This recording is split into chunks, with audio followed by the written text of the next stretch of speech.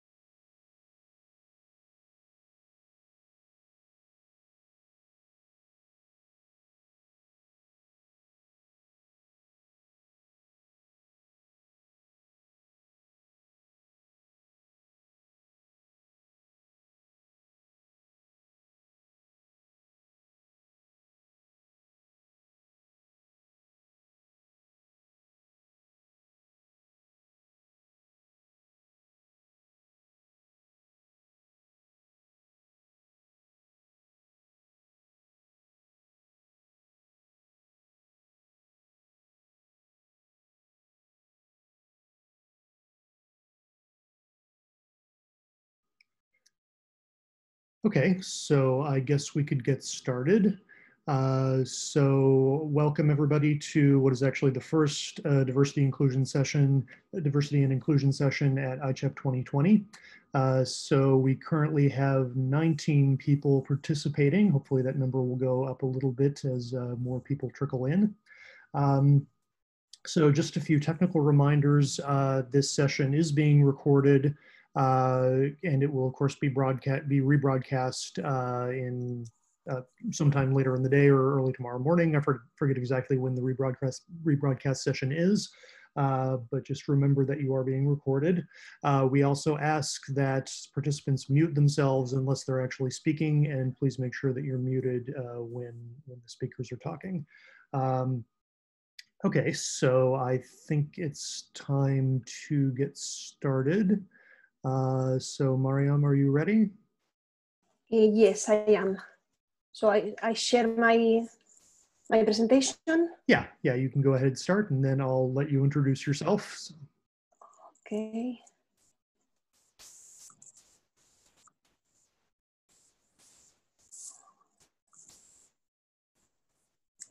Oops. Okay, can you see my slides? Yes, so you can go ahead. Okay, so thank you very much. So my name is Mariam Tórtola. I'm a researcher at IFIC in Valencia. And in this talk, I will present the activities performed in my institution at IFIC to promote gender equality and diversity in physics. So to start, I will introduce my institution, IFIC. IFIC is a joint center between the Spanish Research Council, CSIC, and the University of Valencia. And its origin dates back to the 1950s. So it is one of the oldest Spanish physics institutes. And our institute was awarded in 2015 as a Center of Excellence at the national level for its performance and scientific contributions, national and international level. Not only this, but also because of its impact at industrial and social level and its ability to attract scientific talent. Nowadays, IFIC is an international reference center in particle, astroparticle, and nuclear physics, and both in the theory and the experimental domains. And about the personnel, I took the statistics from 2018 from IFIC, and we had a total of 218 people. From this number, only 211 are scientific personnel. And then from this 211, only 51 women are scientific personnel, so around 24%. That is more or less the numbers we can find, at least in Spain, in physics, even a bit above the medium number. And just to comment, I would like to say that from last year, from 2019, we have 2 female directors at IFIC for the first time. Professor Nuria Rios, that is director, and Professor Berta Rubio, that is the deputy director. So this talk is on behalf of IFIC, and in particular on behalf of the Office for Young Researchers, Gender and Diversity. Here you have the acronym from the name in Spanish, at IFIC. This office was created in October 2017 by these people here on the left, by Arantxa Oianguren and by Juan de Zornoza, that were also coordinators of the office until December of last year. So from then, the current coordinators are my colleague Enrique Nacher, that is a nuclear physicist, and myself, that I work mostly on neutrino physics. So this office, the Young Researchers Office, is, as you have seen, is coordinated by 2 researchers, up to now one male and a female researcher from IFIC, and we have a 2-year mandate.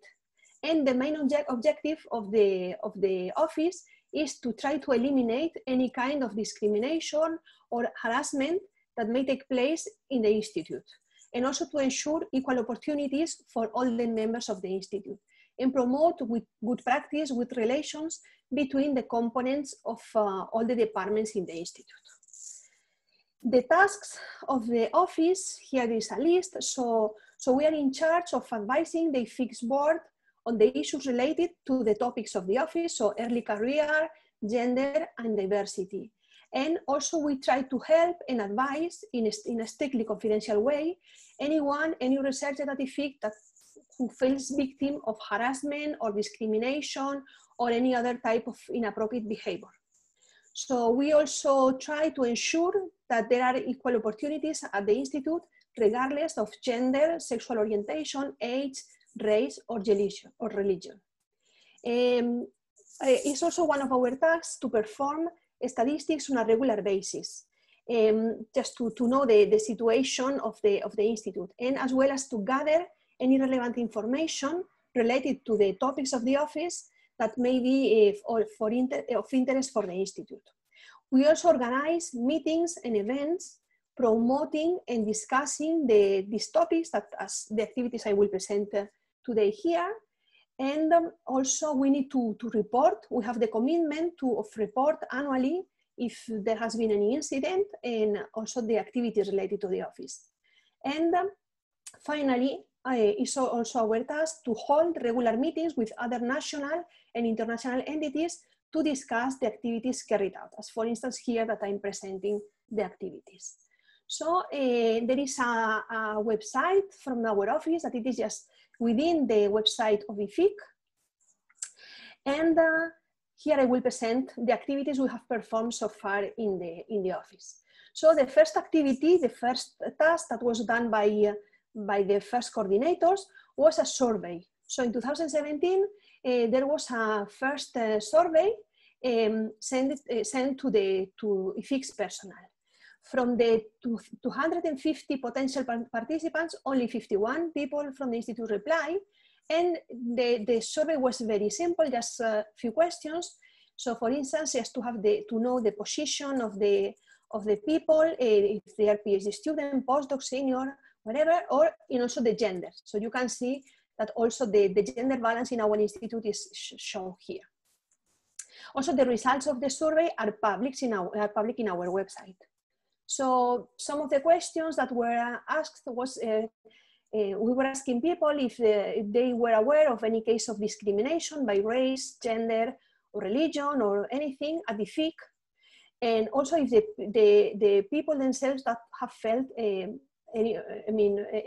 kind of discrimination. As you can see, the numbers, the replies are quite good. It seems it is more or less a safe environment for people. So there were not a lot of cases, and people was also not feeling the harassment. And also there were some questions mostly related to early career researchers, asking if they would be interested to continue in research, or if they were interested in continuing working at IFIC. And here again, the replies were quite positive. So people would like to continue in research and also at IFIC. So it was like a first contact with these issues at IFIC. And then we plan to follow after summer, we will plan to make another survey to know what's the feelings of our personnel. Also in 2018, the office organized a seminar on mental health in academia. It took place in June 2018, and it was a special event devoted to think and discuss about mental health issues in the research career. So for instance, we discussed the aspects like stress, anxiety, or depression that are closely related to our career due to the job insecurity, or also to the existence of assigned gender roles in academia. So the program of this special event included 2 talks, one by a Spanish psychiatrist on mental health in Spain, a mental health perspective in Spain, and there was a more focused talk about mental health in academia, a graduate student perspective, by Andrea Wells, physics graduate assistant at the Georgia Institute of Technology. And after the 2 talks, there was a roundtable discussion. Last year, in January 2019, there was also an event mostly devoted to early career researchers. It was a coffee and cake event to discuss about early career, gender, and diversity. And it basically was an informal meeting of the IFIC young researchers with the Professor Barbara Shasha from Frascati. And in this meeting, many topics were discussed, like the relevance of having such an office like this one at IFIC, and how to fight against sexual harassment at work, and also several other concerns raised by the early career researchers. And all the feedback from this meeting was transferred to IFIC's board. Also during this time, we have performed some statistics on gender equality. So for instance, in 2019, we evaluated the ratio of female to male speakers at several conferences and workshops. So for instance, we evaluated this ratio at this CEPAN Days, that it's a national event, one of the most important national events for particle and nuclear physics in Spain. And it contains several sections, plenary talks, and also some parallel program. And then we evaluated the number of male to female talks in each section. And you can see that, for instance, in some of them, the ratio was close to the standard 20% we can find, but there was some other parallel sections, like for instance, theory, where the ratio was not that good. There were no women on this session. And then we sent these results to the organizers of the meeting in order to visualize this fact.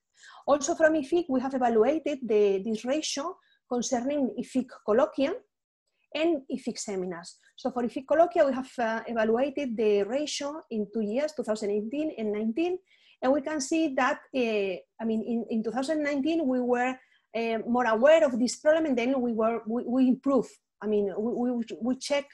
We were especially looking for more women, and then we increased a little bit the ratio of women participants. And the same for IFIC seminars of all types, from student seminars to more senior seminars. And here again, you can see that the ratio is around 21–23%. So in IFIC, we have also participated quite actively on the February 11 International Day of Women and Girls in Science. As you can see, from 2017, that is the year when these celebrations started, more or less, every year we perform a photography of all the women at IFIC, and then we share this picture in our social media and in press. So here I have just included the pictures from the last 4 years. And also we have another very interesting activity for February 11, that it's the screening of movies. So from 2018, we started screening of movies with a thematic related to women in science. And after that, we also organized like a colloquium or debate with the participants. So here are the posters for the 3 last editions. So you can see always the movies have this thematic related to women in science. Apart from that, we organize within the program of international master classes, we organized on February 11 the International Masterclass Girls at IFIC. So far we have organized 2 editions, 2019 and 2020, with about 75 participants. They are only students, girls, with 14, 16 years old. And this masterclass is fully organized by female PhD students at IFIC, but always the events include a final discussion session with junior and senior IFIC female researchers. So here there are some pictures about these editions of the masterclass. Apart from that, all the researchers at IFIC, we are very active in participating at several activities related to February 11. So here just leave you some pictures. For instance, here Arantxa Oianguren attended a roundtable at CMS in Madrid. Also, some of us participated in a women's science cycle at the Botanic Garden.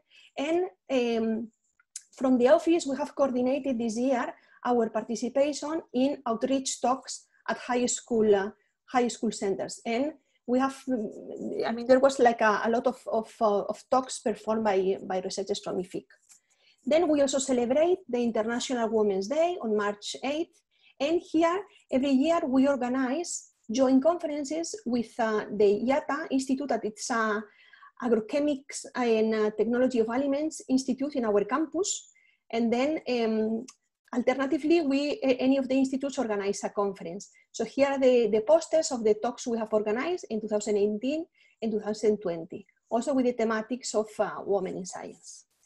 And not only that, but we also collaborate with another institute in our campus, with ICMOL, that is a molecular chemistry institute from University of Valencia. And then we organize together several activities like workshops on women in science.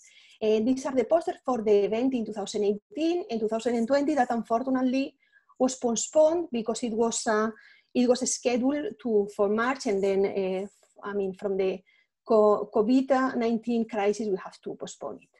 Also at IFIC, we participate in a project from Valencia University that is called Girls for STEM.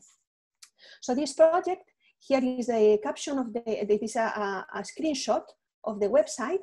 It's a project that is funded by the Spanish Science Ministry through the Spanish Foundations for Science and Technology. And the main goal of this project is to promote female STEM role models through the organization of outreach activities. So the project has a database of female experts in different areas of STEM, several of them from IFIC. And then these women and these experts participate in 2 kinds of activities. There is one type of activity that is called family talks, that is an event more focused to families, to students, to high school students and their families. And here there is a picture of one of these events where our colleague Anabel Morales participated last March. And there is also another part of the project that is called professional talks, where the public they are focused for an adult public. And in this kind of professional talks, there are 4 experts that present very short talks, 10-minute talks about their work. And in principle, the target public of this kind of professional talks are essentially high school teachers that we recruit to participate in the project. Okay, along this year, there was, due to the crisis of the COVID, only 2 talks of the 5 family talks were celebrated, and for the professionals, only 4 talks of the 6 talks scheduled were celebrated. So, as I said, many of the activities were cancelled or postponed related to this project of Girls for STEM. For instance, we had planned for May a family talk with IFIC researchers, and had to be postponed. And also we had a project to organize a scientific campus, summer campus. It was funded by CSIC, and it was also cancelled. So we are now trying to reformulate this project in an outreach activity promoting the role of women in physics. Also about diversity, our office gave support to the LGBT STEM Day last year that it took place on July 5th.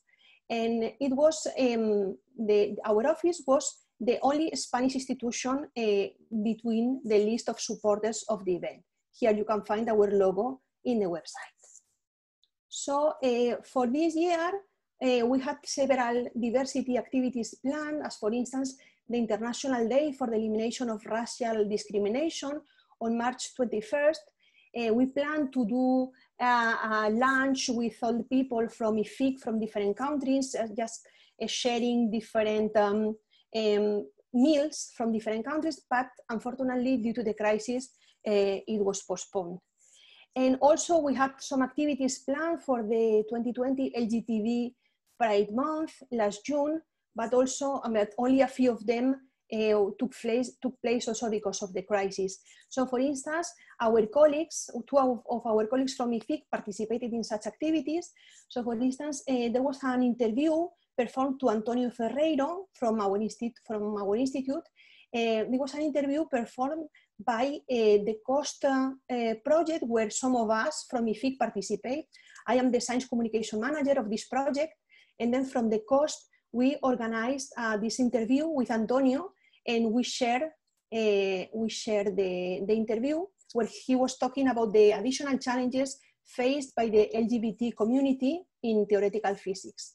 And also our colleague, Alberto Aparici, he appeared in an interview in Senio TV, also related to the Pride Month, and we also shared from the office to IFIC. This year, the LGBT STEM Day was moved to November 18th, just prior to the COVID, nothing to do with COVID. And then we are planning some activities for this day in collaboration with Spanish National and Valencia Physics Faculty Associations of LGTB Science as Prisma Ciencia and Espectro Visible. So we will plan some activities in coordination with them. And just to my last slide, I would like to comment what are some of our plans for the future. So the more imminent plans, just starting from September, would be to perform a survey on the effect of the COVID-19 addressed to all IFIC's personnel, but also with an emphasis on the early career personnel that may have suffered in a more hard way this crisis. Also, we will resume the activities postponed during the crisis in a safe environment. So for instance, the activities in the Girls for STEM project, we will try to continue with them as soon as we can. Also, we are planning to create an Equality and Diversity Commission at IFIC with representatives from all the different groups at IFIC, PhD students, postdocs, etc., in order to improve the communication channels with all these collectives. And in the longer term, for the next years, we plan to continue with all of our activities on gender diversity and the promotion of female role models in physics, with the masterclass, conferences, talks, etc. And also we plan to increase the number of activities on other diversity aspects, because as you can see, we have a lot of things in the gender equality side, but we need to increase really the number of activities in the other diversity aspects like sexual orientation, race, religion, etc. Or any other aspect that can be relevant for IFIC's personnel or for the physics community. And that's all for my side. Thank you. Okay, thank you very much, Mariam. So we have a few minutes available for questions. I guess we don't have a lot of people, but maybe we should try to use the raise hand function. So does anybody have any questions? Can you raise your hands? So maybe while people are thinking if they want to ask something or not, I'll ask you one question. So what do you think has been the biggest challenge for your office so far? The biggest challenge for what, sorry? The biggest challenge for your office so far, or for your group? Yeah, I mean, for us in physics, at least in Spain, we have focused a lot on the gender issues because it's really, we have a few women in physics. And then we have been very focused on that. And then it's true that we need, as I said, we need to also work on the other diversity aspects, but also it depends on the feedback we get from the people at IFIC, on the feedback on how is the opinion I mean, this is why we are in close contact with the people in our institute to get what they think we should emphasize, with activities we should take with more emphasis. Okay. So I don't see any hands raised. Can the other co-hosts see anybody? Or? Yeah, I would like to say a couple of things. One, it is that it is important that this office was started from scratch. So this was a big deal, I think, and it is very important also to say that it has been kind of copied from the LACB ECDGD office. So we started from that at the beginning, and then we have developed it from there. So I think this is important. But people were not very used to this kind of activities at IFIC, and but at the end, at the beginning, it was a bit complicated. But at the end, now I think it is quite well received. So I think it's a good thing. Okay. So does anybody else have any questions or comments? I have a question. Go ahead. Usually from Prague. So I appreciate your efforts, but I would like to have some quantitative estimate. So how many staff you have in your office, and on the other side, how many students are at your university? The first question is, sorry, what? How many? How many staff towards in your office, and how many students at the university? Yeah, I mean we are not in charge, let's say, of activities at university, but just on our institute. And then in our institute, we have a bit less of 300 people, okay? And then I don't have exact numbers about the students. We have PhD students, you mean? I mean, what is the proportion? Your office did a very valuable work, but I would like to compare how many people really do this work, the number of people in your office. Involved, yeah. To the target audience. Yeah, I mean, in the office, we were just 2 coordinators, okay? But we have help from many people. But it's true that not everybody at the institute involves in this kind of activities. So for instance, we have a lot of help. The predoctoral students are very much involved on these activities.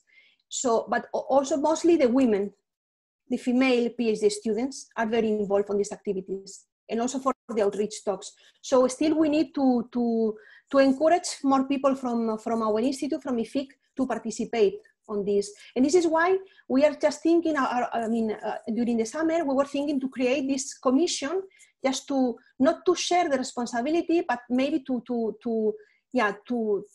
make more easy the communication, and also to have some input from other, because I mean, the coordinators from the office, we are already more or less senior researchers, so above 40. So then we need also some input from younger people. Thank you. Okay, I think we should move on. So thank you very much, Mariam. And so now we're ready for Bo. You can start sharing your slides. Okay.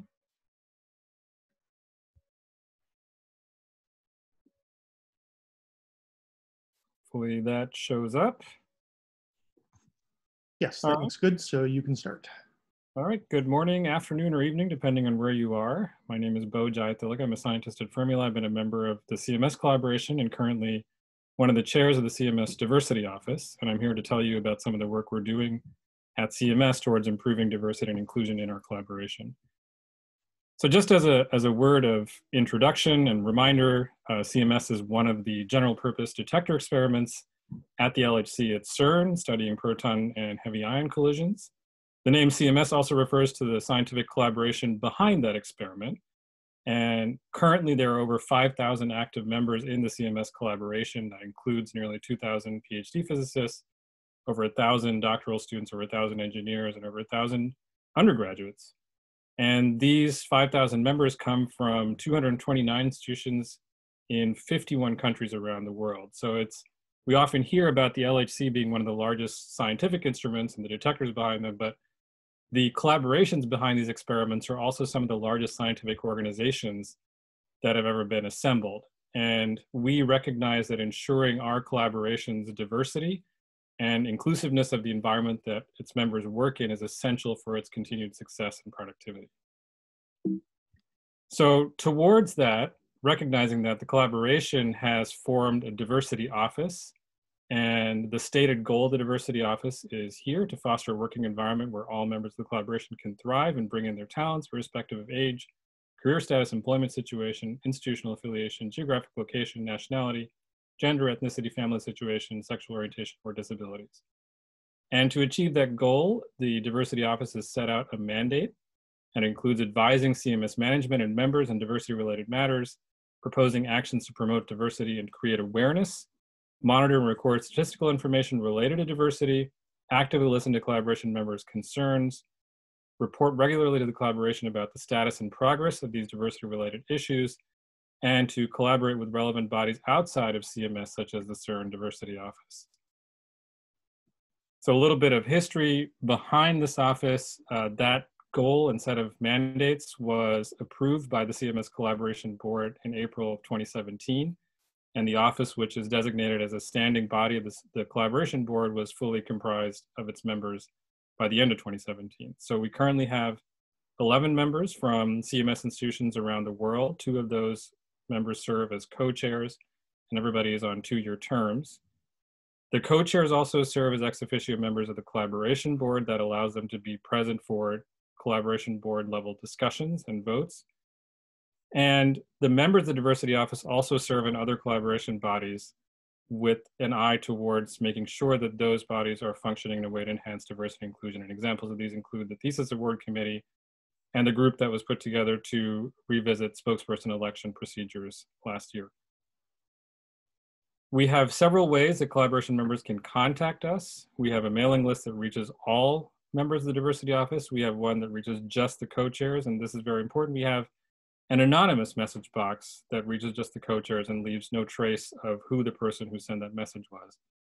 And that has been important in letting collaboration members raise awareness of issues that they don't want to have themselves identified as. We have regular meetings. The Diversity Office members meet roughly once every other month, or closer to every month. And then every CMS week, which is 4 to 5 times a year when we have a collaboration meeting, we try to have an open meeting of the Diversity Office that all collaboration members are invited to. So running down some of the activities that allow us to achieve our mandate. In terms of advising management, we regularly participate in discussions with collaboration management. We try to invite those individuals, the spokespersons, coordinators, and conveners, to come to those open meetings that we have at CMS Weeks and discuss their views on diversity and inclusion and how they can be improved in the work that they do with members of the collaboration. As I mentioned before, we're also involved in the selection of these positions and in the discussions of how we choose coordinators and conveners. And we regularly report to the Collaboration Board. At every Collaboration Board meeting, there's highlights of the Diversity Office presented, and periodically also presentations to the entire collaboration. We do also take part in wider discussions outside of CMS. As mentioned before, one of the bodies that we collaborate with is the CERN Diversity and Inclusion Office, and they host a quarterly diversity roundtable that representatives from the CMS Diversity Office make sure that they attend, and there are topics of discussion that are relevant to all CERN experiments and the entire CERN community there.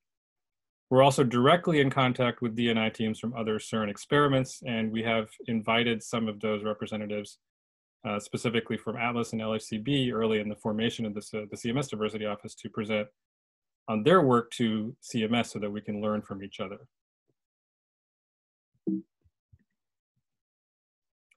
A recent activity that the Diversity Office has taken part in is to try to actually implement management training for managers within the collaboration. This is a joint effort between the CMS Diversity Office and Career Office. Right now, it's focused at what we call level 2 and level 3 positions. These are conveners and subgroup conveners for physics groups, for detector groups, and other technical coordination groups. And there's recognition that because of the wide range of these positions and the people that are chosen for them coming from different backgrounds, the preparation for them is somewhat uneven, and we'd like to make sure that everybody is given the opportunity to succeed in their roles. So this training will focus on effective communication, conflict resolution, managing meetings, and diversity and inclusion matters as well. So we're piloting this program this summer. We already have 100 participants registered for the first iteration of this meeting, of this training. And we will make sure that we share the experiences from this training with other CERN experiments and also the CERN D&I Roundtable.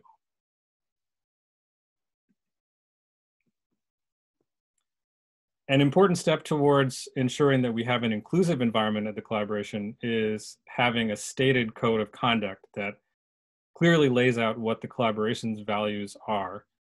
And we did that early on in the existence of the Diversity Office, and you can see the code of conduct as it's written here. It's publicly available at the DocDB link at the top of this page. And basically it highlights what we consider to be our important values that we have as principles in the collaboration and how we interact with each other. We remind everyone that there is a CERN code of conduct that we agree to abide by in all interactions, and make sure that we all take part in making sure that our collaborators are adhering to this code of conduct, and to speak up when we see possible violations of it.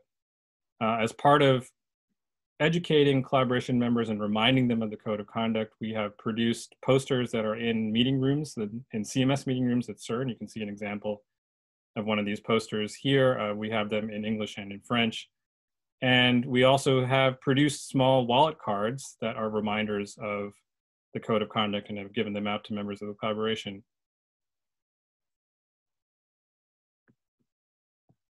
So moving on to raising awareness about diversity, we've organized events both inside the collaboration and also open to outside members of the community also. One example of this was we organized a talk and discussion on unconscious bias at a collaboration meeting last year, and we invited an outside expert, Professor Julian Degner, who is a social psychologist at the University of Hamburg. And this talk was open to the entire CERN community. It was a packed house at the CERN Council Chamber. And I think I don't think I've ever been at an hour-long talk at CERN where I've seen basically not a single person pull out their laptop during the talk. So that was a mark of success of this talk and how much interest that there was in it.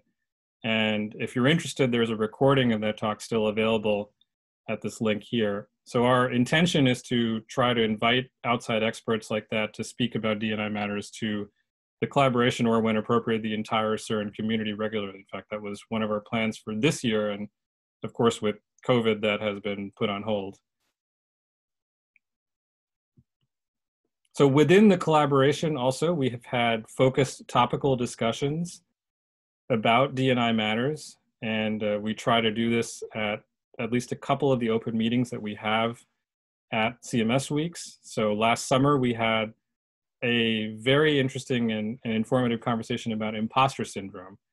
And the way that we primed this discussion was we used our anonymous message box and asked collaboration members to anonymously give accounts of imposter syndrome that they've experienced in their professional lives, and particularly in their interactions at CMS. And those accounts were really thought-provoking and helped have a very vibrant conversation about it. And it was interesting to see the range of reactions that our colleagues had to those experiences, and talked about ways that we can potentially mitigate this issue that many of our colleagues have. In December of last year, we usually have one offsite collaboration meeting, and this year, or last year, was in Bangkok.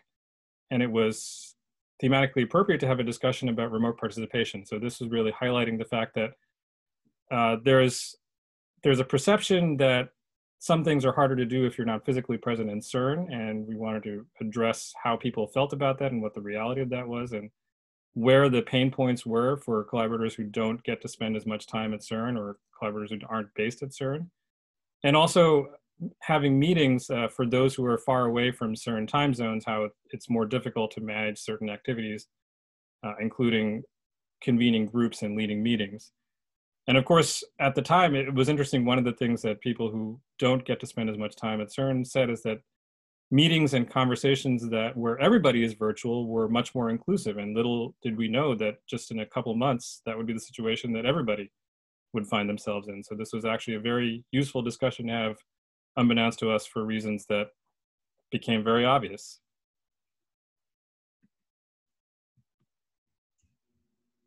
So when it comes to promoting diversity, as stated earlier, one of our mandate items is to propose actions and promote diversity and career awareness. And we make it clear that we want to do this both within CMS, but also to reflect what CMS's priorities and values are with diversity to the outside community. A lot of activities around awareness of women in the field and promoting STEM for girls and women. And there's a dedicated talk by Christine that's right after this, so I won't say any more about that here. We also took part in the inaugural LGBT STEM Day, which was on the 5th of July in 2018. CMS was one of the first large organizations to publicly sign on and support it. We also produced this, I think, very nice Pride-themed variant of the CMS logo in conjunction with that event. And we continued participation in 2019 and plan on doing so this year, which will be on November 18th as well. So more recently, we had an event to raise awareness about racism, both in society at large and specifically in academia and in higher energy physics. So USCMS, the USCMS contingent, organized this event, which we titled A Day of Reflection, on the 10th of June this year. And this was in support of an event called Strike for Black Lives, which you can read more about at this link here, specifically about raising awareness of anti-Black racism that members of our community have experienced for quite a long time and want to make sure that the rest of the community is aware of them, and have a day to really focus and discuss these issues and how we can be more actively anti-racist.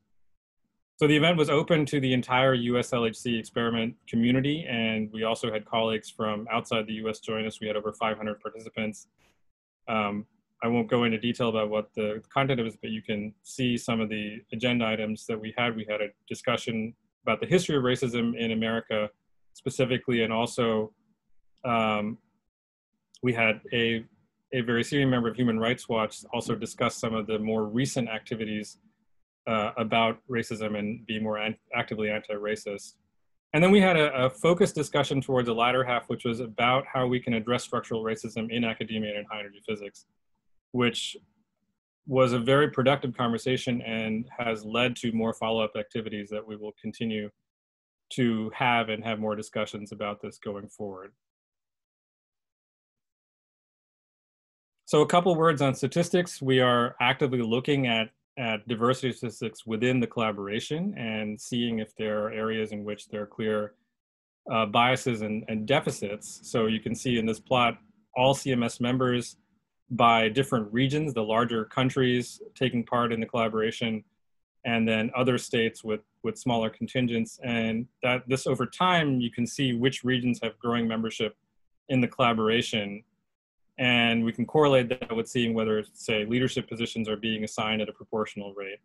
And in this plot, in both of these plots, you can also see where the gender ratio of the collaboration is and how it's evolving over time. And on the right plot, in particular, you can see the fraction of collaborators from each of those regions that are female identifying. And for the most part, it's around 20% for the entire collaboration, but you can see that there are certain regions where that number is significantly lower.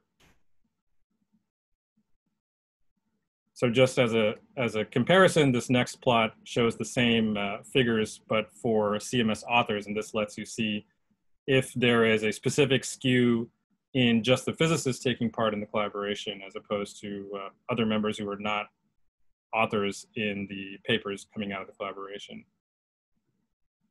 And then one last thing to note on terms of diversity statistics, conference talks are a important factor in how members of the community are advancing their career. And so we have a conference committee that tries to ensure balance regionally and in diversity in factors like gender, but of course intentionally want to make sure that it is biased in other factors like career stage and whether or not somebody is looking for a job or going up for a promotion. And so you want to actually preferentially give talks to, say, younger members of the collaboration. And so it's a difficult balancing act, and we want to make sure that in the process of doing the intentional biasing for things like career stage, that we don't skew the assignment in terms of regional and gender representation. So in this plot here, you can see, for instance, the gender difference between talk assignments over the last 3 years. And we certainly don't see any statistically biased measured there. So we continue to actively monitor those. The conference committee, you should note, also proactively will follow up on any reported harassment that members of our community experience at conferences, and that can include things like ensuring that CMS doesn't participate in a conference that doesn't do anything about harassment in a serious manner. So that brings me to the end. CMS has certainly taken concrete steps towards improving diversity and inclusion within the collaboration, and forming a dedicated diversity office is an important part of that in promoting and raising awareness of D&I both within and outside the collaboration. We offer a forum for CMS members to discuss issues pertaining to diversity and inclusion that affect them, and taking steps to ensure that representation in the collaboration leadership continues to move forward, as well as interacting with other experiments and the wider community. We should also remind everyone that we consider these to all be initial steps in an ongoing process. We have a lot more work to do in improving diversity and inclusion in our collaboration, and us as an entire community as a field also do. And we're committed to continuing that process going into the future. So just at the end, I have some links for contacting us if you have further questions or discussions after this talk and in the future, and a link to our Twiki page that has some public information about the Diversity Office for CMS. So I'll stop there. Thank you. Okay, thank you very much, Bo. So we have time for a few questions. Is there anybody who wants to ask anything? I do, and I'm trying to find out where I put my hand up. Sorry. I don't actually see it, but you're talking now, so go ahead. Okay, I didn't want to jump ahead, so if there was someone else with their hand up, they can go ahead. Thank you both for a really nice talk. It's really, really impressive to see all of the work that you're doing. So thank you for sharing. I have a question about when you were talking about the fraction of women and men in CMS. How do you get your data for that? I mean, how do you categorize people? That's a good question. So right now it is as registered in the CERN database, I believe. So we recognize that there are some issues with that. Yeah. That there is, CERN requires certain ways of identifying gender that are not consistent with what individuals may want to express. And that's something that we're trying to actively address with CERN. Yeah, it's not good to hear, but it's good to hear that you're trying to address it, because from Atlas, we have the same issue. One of the things that we make sure that we do internally within CMS is that the CERN database does allow a preferred name to appear instead of a legal name. And we make sure that within the collaboration in meetings and in talks that the preferred name of individuals is what's put forward instead of a legal name that may show up in databases behind the scenes. Yeah, that sounds good. Do you have an option to put preferred pronouns or pronouns? No, but that's also another issue that we've talked about with the CERN D&I roundtable about a field to promote preferred pronouns, and I know it's something they're actively considering, and we do continue to push that on them. Great, thank you. Okay, any other questions? I have a question. I raised the hand. Yeah, go ahead. Okay, thank you. So I have a question on the previous slide.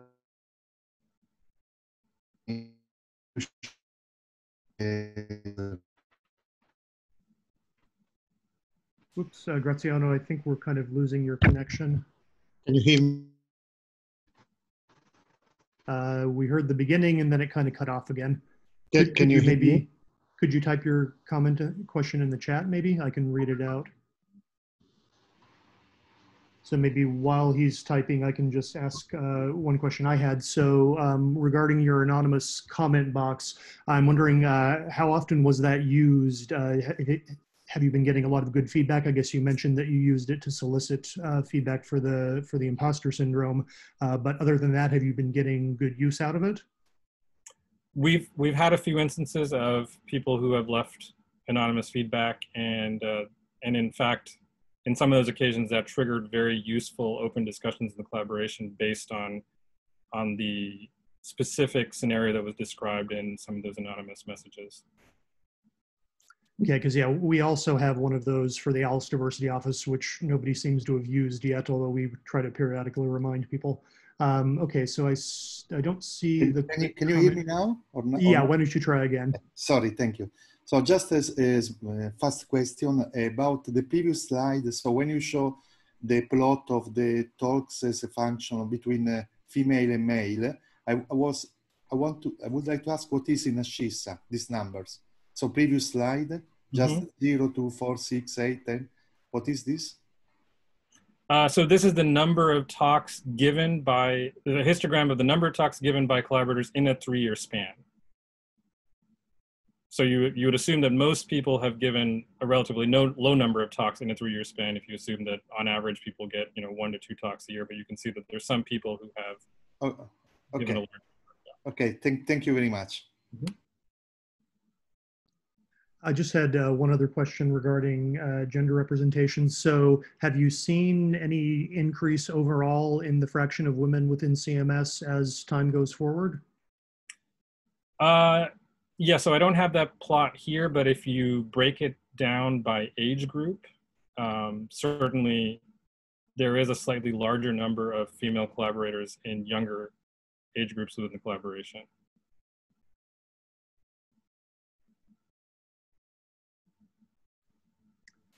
Okay, so do we have other questions or comments? And sorry, for some reason, I can't see the raised hands. And I should add that the next talk is specifically about women in the collaboration in CMS. So there might be more information there. Okay, so anything else for Bo? All right, so I think we may be slightly ahead of schedule, but I guess we can move over to the next speaker. And sorry, my agenda is not there right now, but you can go ahead and start sharing. All right, can you see me? I'm pretending that I'm in an exotic conference location. Yes, very nice background. Okay, so you can go ahead. Yeah, 1 second. Oops, let me just share.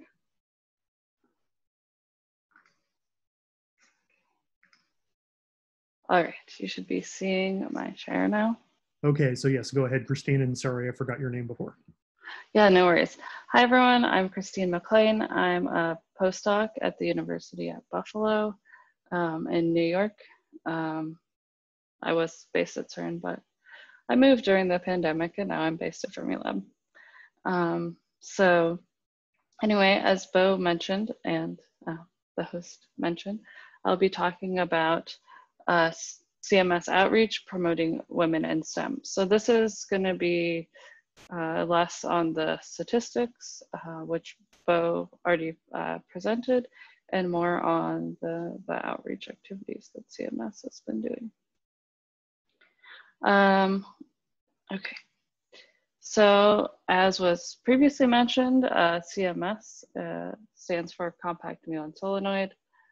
So it's one of the general purpose particle detectors at the LHC, and the collaboration is a very diverse group of people made up of over 50,000 physicists, engineers, computer scientists, technicians, and students.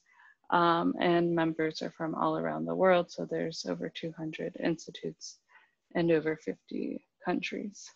So of course we have a diverse collaboration. So we want to make sure that our field and our collaboration represent that diversity well. Okay, so women in CMS. So this is a slightly different chart here, but you can see that women make up about 20% of the CMS collaboration. And since I'll be focusing more on outreach, I wanted to highlight this section here, which is the under 25 group.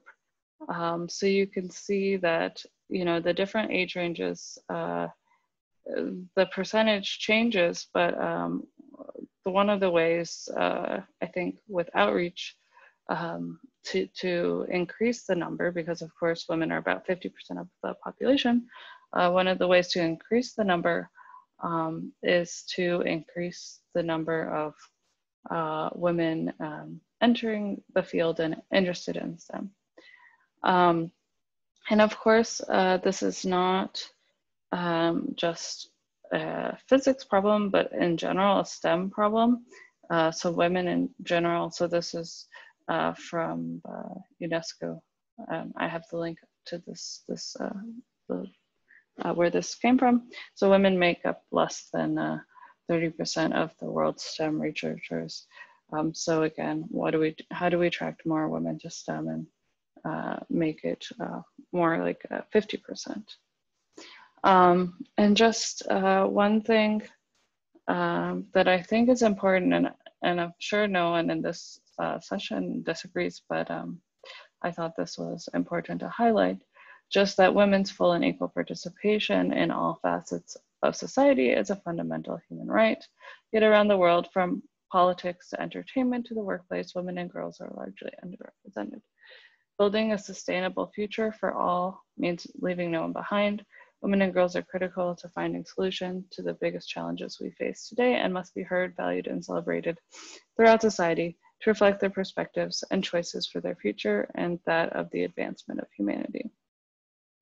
And I think this hits on two of the aspects of diversity that are brought up, but I think so one is that, you know, having a more diverse group of people will help with advancements, but I think another really important one is just that having, you know, equity and opportunity is really more of a fundamental right that we should be striving for. And I just wanted to point out this plot on the left. So this is all from the UN's website. But yeah, this chart of women Nobel Prize winners, and you can see there's the colored dots are the women, and the gray dots are men, and you can see that there's a lot fewer women than men, and especially in physics, where there's only been 3 women. So I think this is definitely something that we need to improve. Okay, so more going toward CMS. So we have a couple of diversity groups, the Diversity Office and the Women's Forum, which I'll be talking about on the next 2 slides. And both are involved in outreach, promoting women in STEM, along with the CMS communications group. So a lot of the outreach work, to be effective and to reach many people, it takes a lot of work. And while we have this diversity office and the Women's Forum, I really think it's important that for large collaborations, the communications office not only promotes like physics and outreach, but also diversity and outreach. This is just a picture from one of the promotions for International Women's Day of women in the CMS collaboration. Okay, so I think Bo pretty much covered this. Well, he very well covered this. So we have the goal of we have the CMS Diversity Office. And I'll read the goal in case anyone missed it in the last talk, which is to foster a working environment where all members of the collaboration can thrive and bring in their talents irrespective of age, career status, employment situation, institutional affiliation, geographical location, nationality, gender, ethnicity, family situation, sexual orientation, or disabilities. And so the mandate is to advise the management and individuals of diversity matters and propose action to promote diversity and create awareness.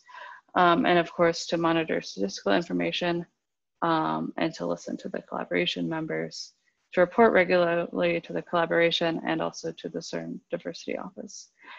So it's been around for the last couple of years, and there's some contact information here. Okay, so we also have the CMS Women's Forum, and this is more of a grassroots organization that was formed in 2017 to discuss issues for women in CMS. So the focus really is that, so of course, there are a lot of topics that are discussed here that may pertain to everyone in the collaboration, but their impact and pointers on how to respond to them are sometimes different for women. And then the other thing is just having another forum to discuss issues that affect women and how to make the collaboration a better place for women and more welcoming is also just in general good for the collaboration. So we meet every CMS week, and it's an open dialogue among participants, but there's some structured discussion and topics to discuss. And so the audience is open to all because at least we feel that men should also be aware of the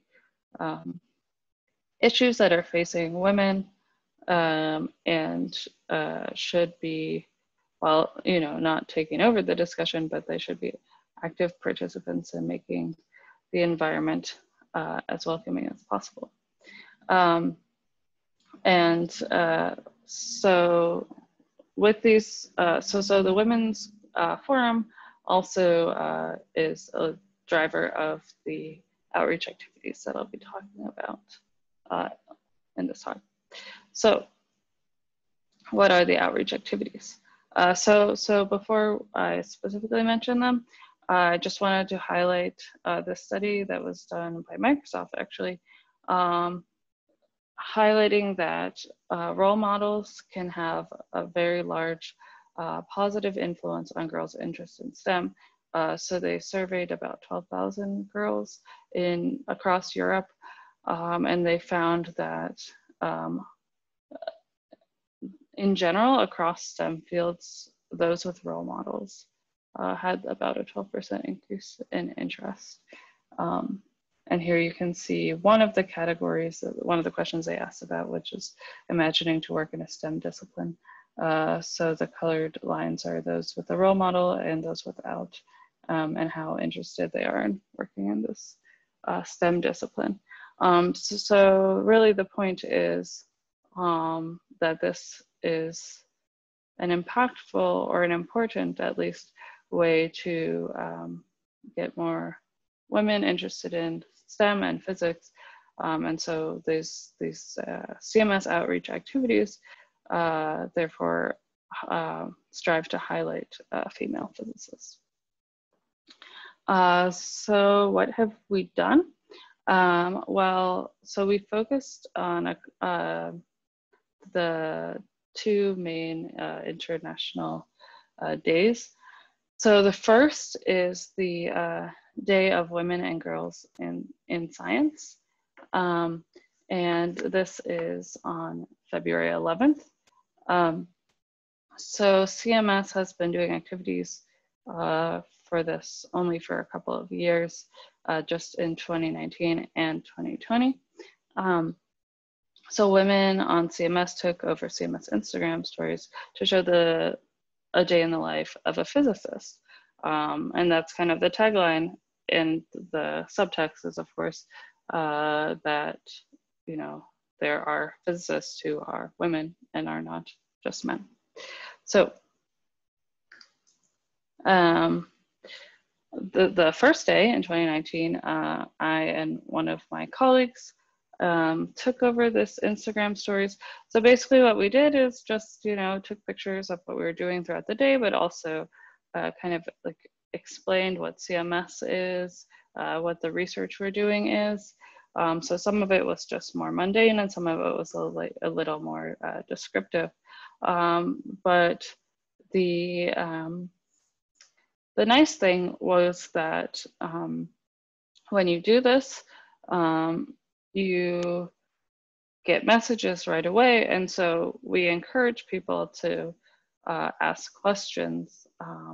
And so when people did, of course, we can't ask every question, but for example, on the left, I had explained what CMS stands, or no, someone had asked what CMS stands for and why we chose this. And so we can highlight their question on the stories and really interact with people, which I feel like is really nice to be able to do in real time and engage with people even when they're not in the same place. And so just for this first round, each story was seen by about 700 to 1,000 people. And this was over the course of one day with one of us in Europe and one in the US. So then this year, we did something similar, but it was over a longer period of time. So we had 5 people. We had 4 women and 1 man who was showing, you know, how he was promoting women in physics in his life. So again, we reached about 1,000 people per story, and we reached almost 10,000 people for our initial post about this. And it was nice that we were able to do, so we ended up, because we had more people, did it over an extended period of time. So we actually reached a few more people this way. We also, and I believe this was done in 2019, but we also highlighted specific women in posts. In 2019, I believe it was only done over one day, but in 2020, we did it over 3 days. And this was just to highlight, you know, people. It was just to reach more people. And I think we did it also at different times of day. And so here are the 3 women we highlighted, and they each had a quote to kind of tell their story a little bit. And these were also shared on Twitter. And so here are some of the statistics. So you can see, I think, these 3 posts here, here, and here. And then the initial post promoting the Instagram stories.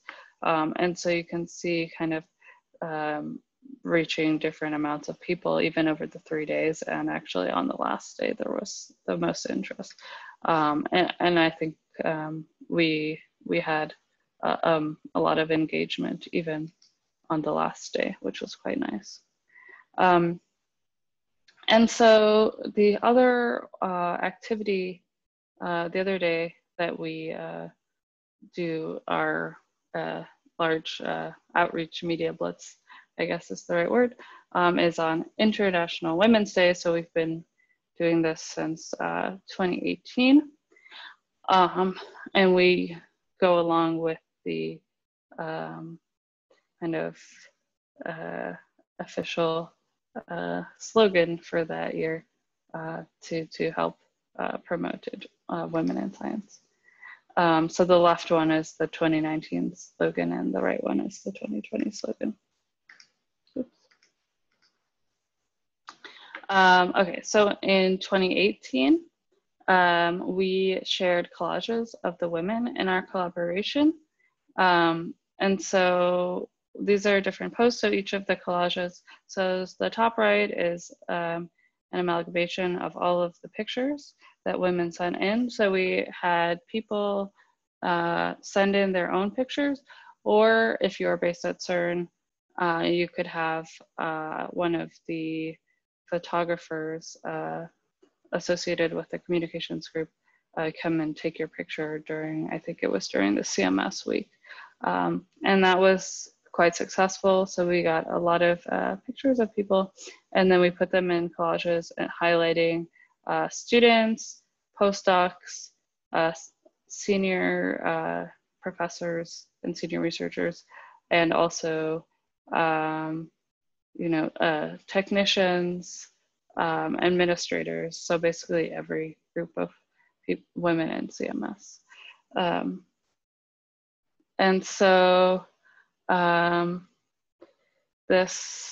Our initial post on Facebook at the time, so it was the most popular CMS post at the time, with about 45,000 views. And prior to this, no CMS post had exceeded about 2,000 views. So I think this is an important thing to highlight, is that when we promote people in our collaboration, and we give human interest, diversity, outreach things, people are interested in this. And then after this, people, more people were then looking at our CMS posts on Facebook and social media. So not only does it reach people, but it also pulls people to look at CMS and maybe see some of the more physics-focused posts later on, which is kind of also the goal of this outreach. And on Twitter, there were about 88,000 people who read the related tweet. And another important thing, I think, is that about 71% of the audience we reached was under 18, and 25% were women. So that means that's about 16,000 women under 18, which is also important to consider when doing these outreach activities. If you're actually reaching this younger demographic, that to help, encourage women who have not already chosen a field of study to come and consider studying science. So in 2019, we put together a video with CMS Balance for Better messages. I'm shamelessly highlighting the Buffalo group. I was not in this picture because I was at CERN at the time. So we collected those messages throughout January and February. So one thing for any of this outreach, especially after the first few activities, and the first one in 2018, we did learn that it is important to plan starting probably the fall or winter, the end of the year before, and then really start collecting of the pictures for a couple of months if you want to have good participation. And again, for this video, we were able to reach a good number of people. And then one new thing we did in 2019 was interview 8 CMS women and have them share their experience about physics, but also how they got to physics, and also give advice to the next generation. So this was based on some other International Women's Day videos that had been done before. And this was very successful. It was a lot of work. I was one of the women interviewed, and it was, I think it required some coaching from the very patient communications team, just to get everyone to look directly into the camera, to find interesting places to shoot people. This was mostly done during CMS week, and some people did this in their own labs as well. So yeah, so again, thanks to the communications team and all the effort they put into this. But it was very successful, and at the time it was the 3rd most popular Facebook post, and as you can see here, that's now CMS Facebook post, up to about 70,000 views, so increasing engagement with these outreach and CMS posts over the years. And so this is actually one of the lessons that we learned also from 2018 was that the individual stories kind of get lost when we just do collages. So it's really nice for people to have examples of individuals and how they got, especially how women got into physics and kind of the advice they can give to younger women. And so in 2020, so the stories were quite successful for the Day of Women and Girls in Science because luckily everyone was still going to work. We actually, and we had some analysis of that. So the International Women's Day was, I think, about a week before CERN closed for the pandemic. So we were able to do some activities for this as well, but a little less analysis of the reaction, but we have a little bit here. So we had, again, a video montage of people doing the International Women's Day message. So this one was Balance for Better, where everyone makes an equal sign with their arms. And these were the Facebook posts. And we also had one woman take over the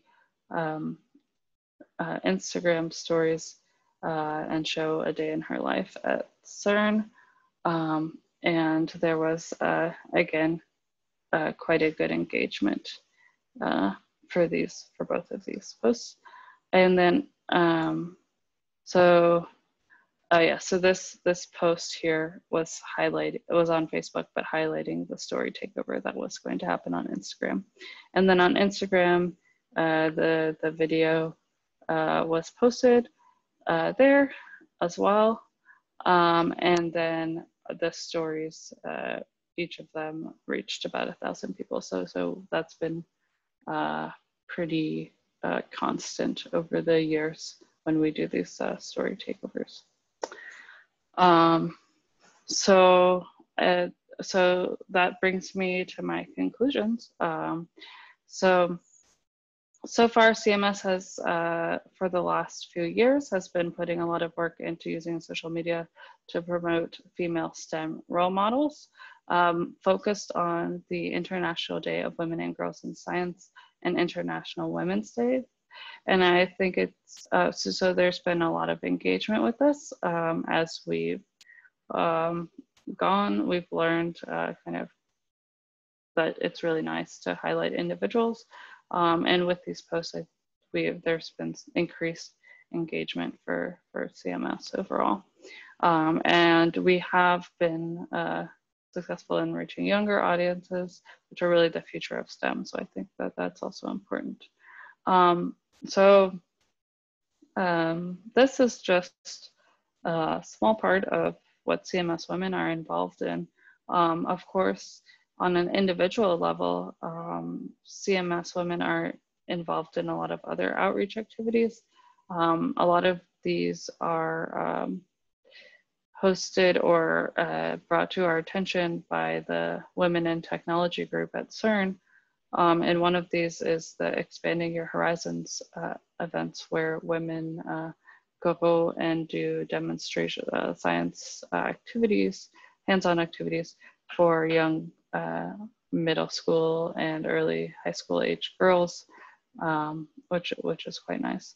And another thing I didn't, that's kind of out of the scope of this talk, but just to mention that, you know, in the Women's Forum, of course, we recognize that there is work to do, and CMS recognizes that there is work to do within the collaboration to promote women and, you know, make it CMS an inclusive environment for all. And I think Bo highlighted some of the things like the management work the management sessions, but also we're looking into doing more mentoring, and the US CMS has actually started a mentoring program recently to help,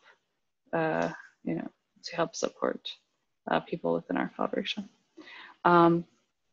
And so I'm sure there'll be numerous future outreach activities, so you can see them on all of the CMS Experiment social media. So thank you. Okay, thank you very much, Christine. So we have time for a few questions. Anybody have anything they'd like to ask? Hi, can Just you go ahead and speak up. Yeah, go ahead. Yeah. Hi, yeah, thanks for the talk. I was curious to know a little bit more about the format, exactly how your CMS women's meetings work. I asked in the context of, so at HCB, we started something perhaps similar last year called the Laura Bassi Initiative. And yeah, it's essentially to kind of have a space to bring women or anybody who's interested in gender diversity generally within HCB together. And we've only had kind of 2 meetings so far. So kind of the 2 HCB weeks before everything shut down. And we're still playing a bit with the format essentially, which is why I ask. So, we've had one time more kind of an interview with an older colleague, kind of more senior and experienced with kind of specific challenges, and then also a specific session on imposter syndrome. And I was just a bit curious to know exactly kind of so you say also that you meet in CMS weeks, and is that somehow a particularly driven discussion, or it's just there's no particular topic and people just kind of get together and talk, or specifically organize stuff, or what exactly what you found to be essentially successful as a format, I guess is my question. Yeah, so usually it is, so we don't really have speakers every time. Sometimes there is someone who has speaks on a certain topic for a short period of time. So some of the times we're talking about, International Women's Day and activities related to that. But there's also been other activities where we do like everyone, we just, so far it's been, still kind of small. So it ends up being over kind of lunchtime during this CMS week, though it has grown. So one of the times we just passed around sticky notes, and also people who are connected remotely could send in messages.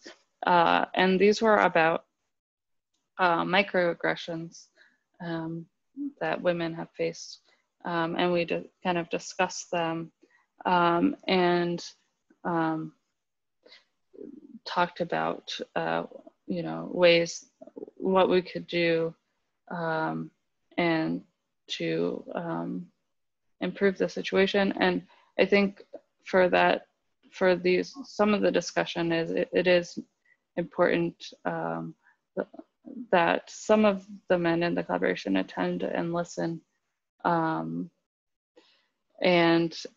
we also communicate with the diversity office, but it is not very formal.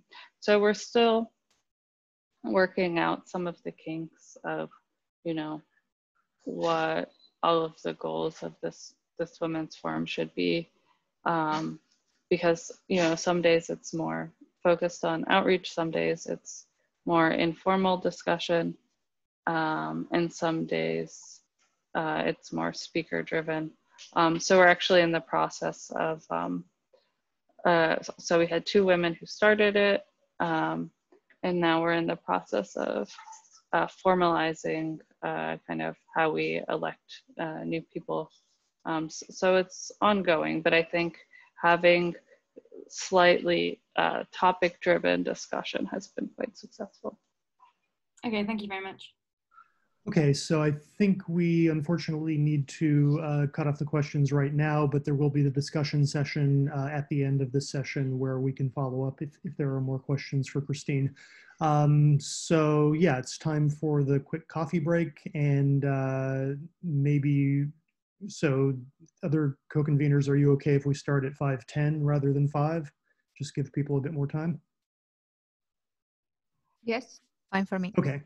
All right. So yeah, let's convene back here at 5:10.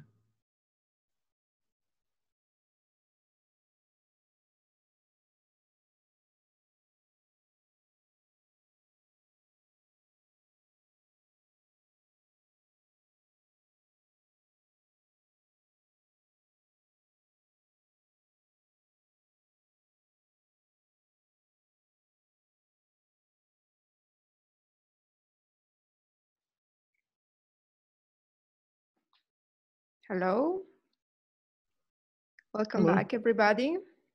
Hope you had a nice break.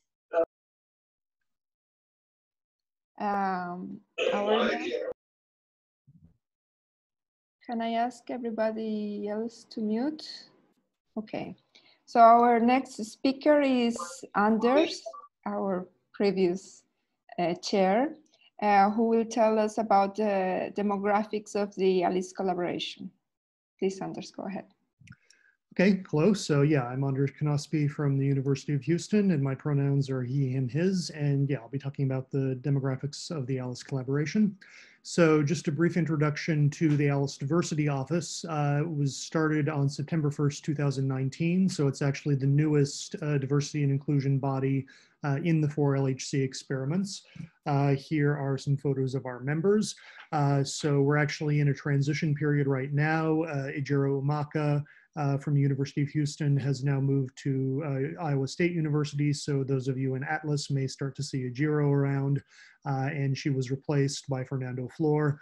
So in Alice, the arrangement we have in our diversity office is that at least one of the members should be from the juniors committee or from the juniors community, either one of the junior representatives, as is the case of Fernando, or just somebody nominated by the juniors community.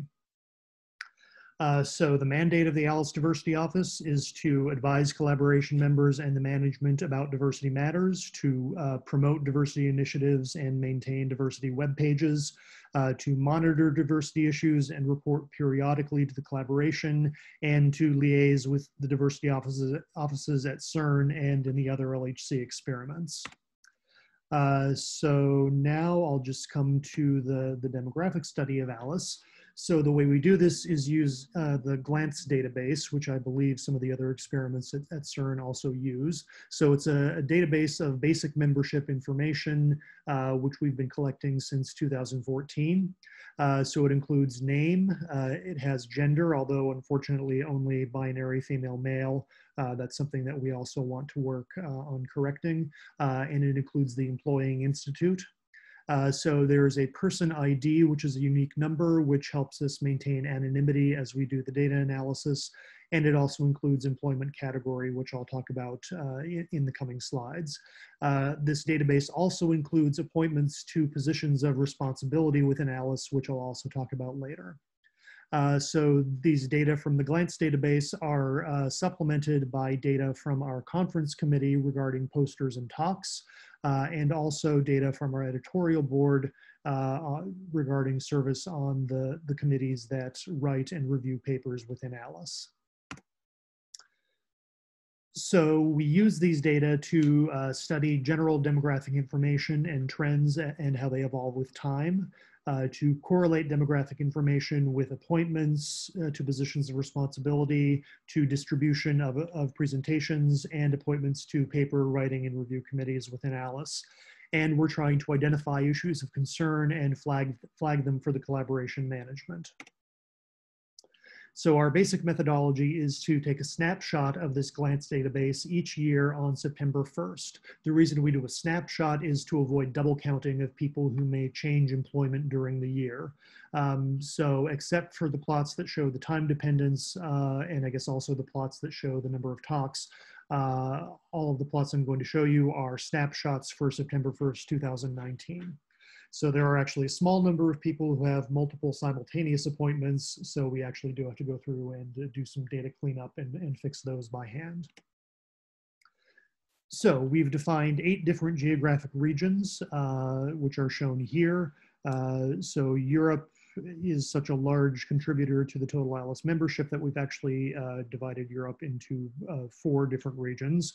And CERN is its own region just because it's kind of a special situation where people from many different places are coming. So we've given CERN its own regional category there.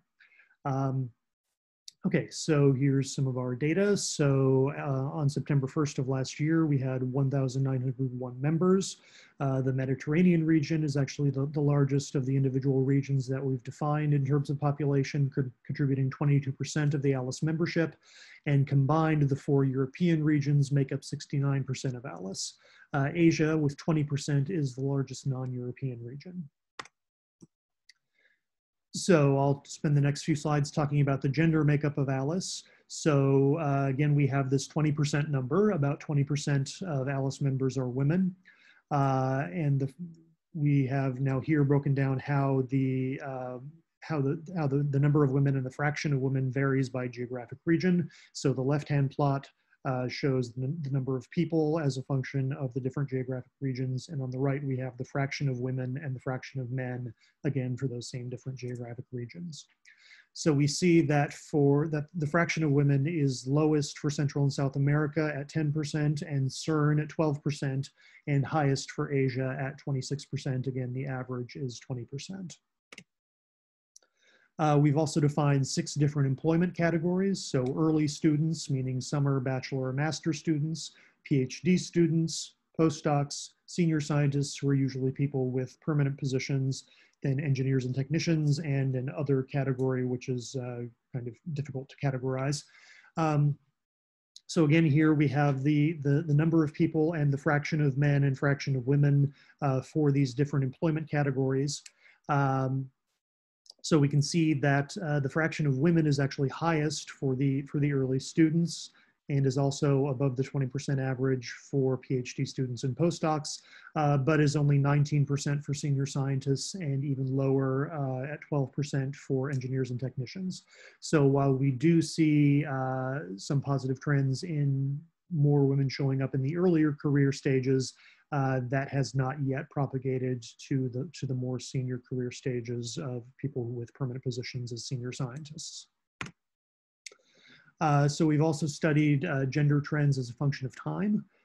So first on the left-hand side, we just have the number of people broken down into women and men and the sum as a function of time from 2014 to 2019. So the time during which our GLANCE database has been active.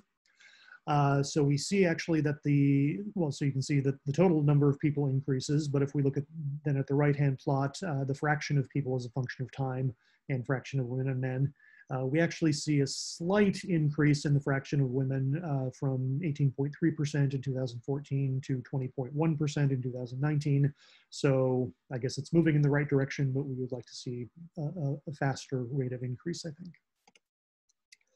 So we've also studied these gender trends as a function of time, looking at the different geographic regions on the left-hand side and the different employment categories on the right-hand side. So both of these plots are showing the fraction of women, so fraction of women by region on the left and fraction of women by employment category on the right. So we see a decreasing fraction of women for the Mediterranean region.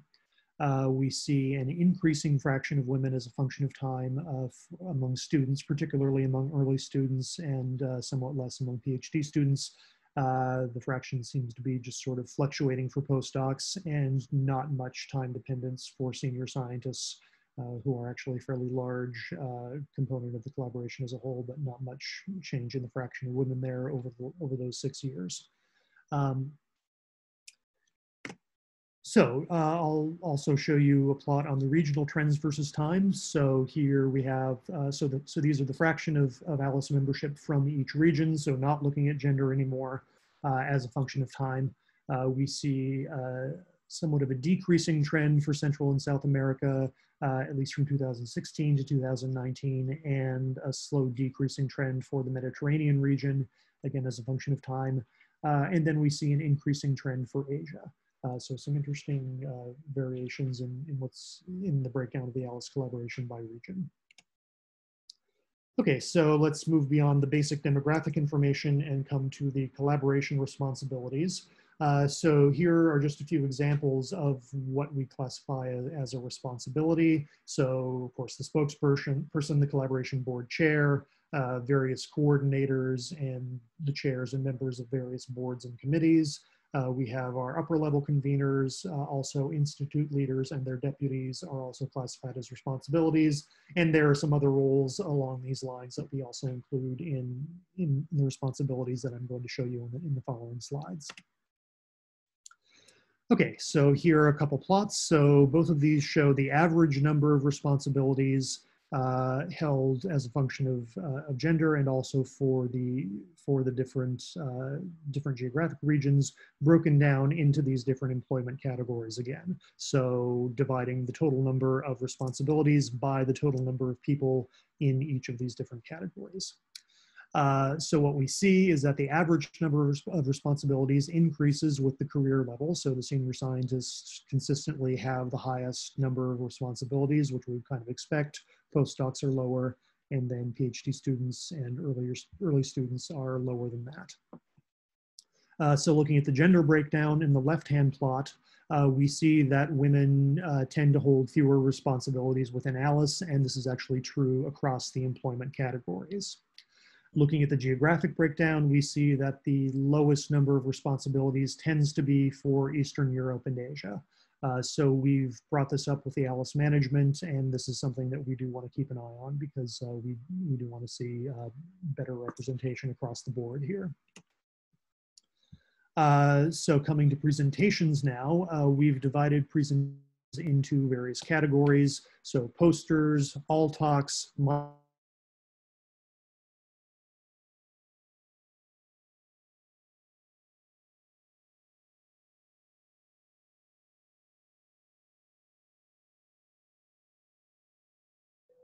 Is it just me or did he freeze? Yes, he froze. Anders, are you there?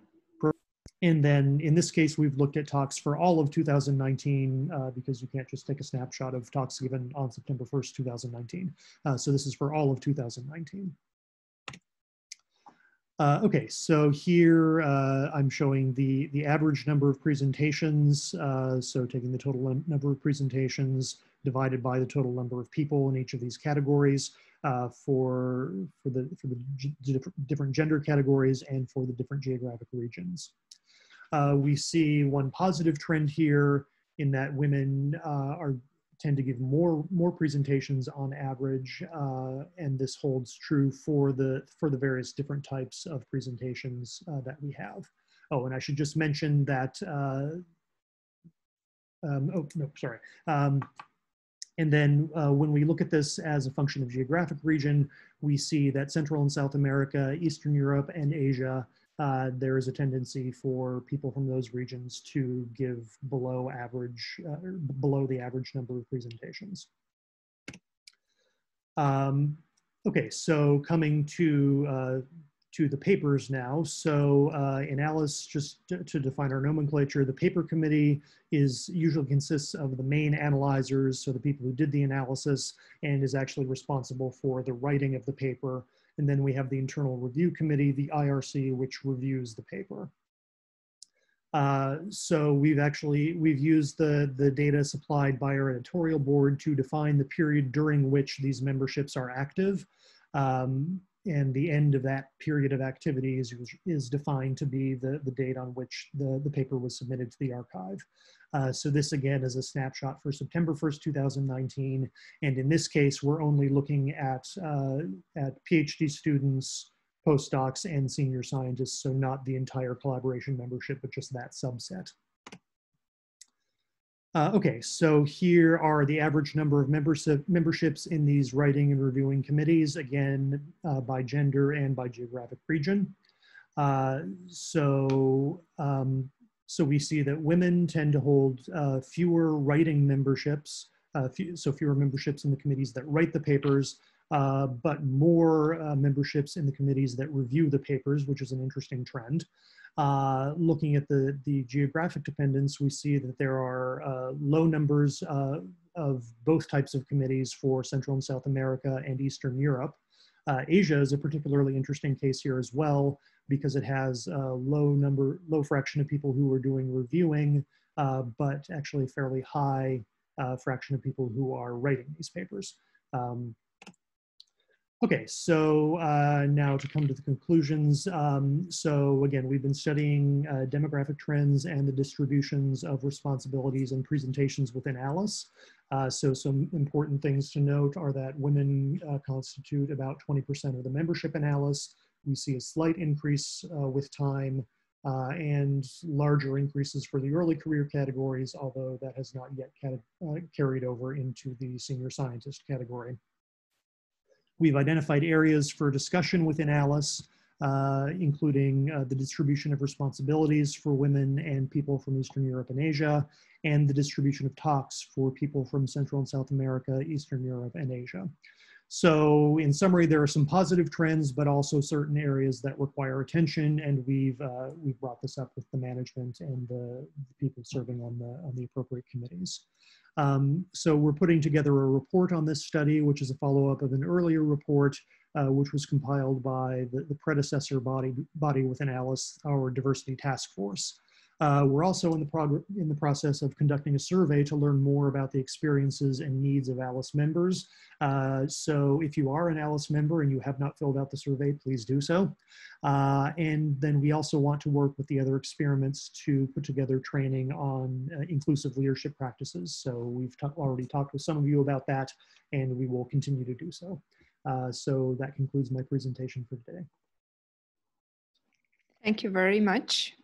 We have time for questions. Please raise your hands. We have questions.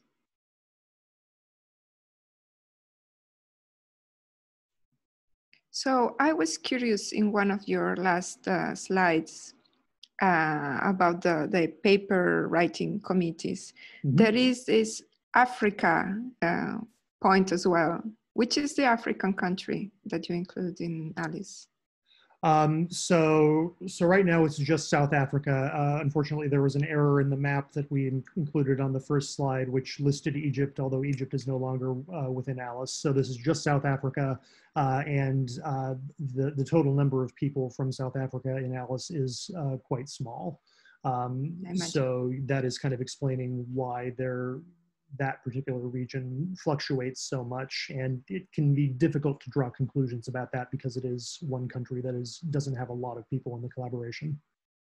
Do you consider, for the purposes of analyzing geography, grouping it with other regions, like Africa with Asia or Africa with the Southern Hemisphere or something like that? That is perhaps something we should consider, yeah, especially since it is one country.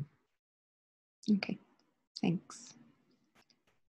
Any further questions? I have a question. Please. Hi, yeah, my name's Sam. I'm from Atlas and Phaser. And I'm sorry, I'm just trying to understand how to interpret and if I should take anything away, because so it's a question about let's say gender differences, and I think that the numbers are similar in Atlas for the fraction of men versus women, and also as a function of sort of, let's say, seniority, professionally speaking. And I've never seen the plot on slide 16. So if you can go back to slide 16 on the left. What I've been sort of wrestling with since I saw this plot is let's say the ratio of men and women on the left plot versus the overall number of men and women. And so there's a deficit here, but it's not as significant as the absolute fraction. And so how do you interpret that in any way? I mean, my naive interpretation is that we have more control over this number, and that the fact that it is, and anyways, yeah, I mean, do you have any insight in the comparison of those two plots, I guess? Yeah, I think what you say may be an accurate statement, because I guess we can look at it as, so women are 20% of ALICE, and while I certainly hope we can do more to increase that number, you know, once they are within ALICE, they're still underrepresented in with responsibilities, but yeah, perhaps we're doing a bit better job of ensuring that they're getting some representation in these positions of responsibilities, although clearly, you know, that difference indicates that we need to do a better job of that. And don't forget that you're showing an average there, right? Yeah. It's probably an average among women, and an average among men, and things like that, right? Yeah, yeah. I guess it's the, yeah. Okay. Okay, so they're not really comparable. Okay. Yeah, okay, thanks, cool.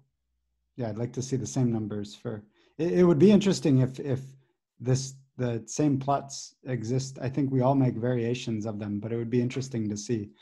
Clara says that there's spoilers for tomorrow for Atlas. What? In the chat. Oh, okay. Yeah, Sam, you'll see the Atlas numbers tomorrow morning. I know, but do we make the exact same plots with the exact same breakdowns, or do we categorize things delta differently, such that? It is a bit different. I'd have to look a bit more at Anders' plots to find the. So come back for tomorrow's session.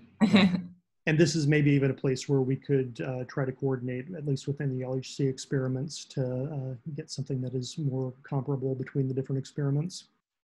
Yeah, it would be interesting to compare absolute numbers between, or ratios between the different experiments as well.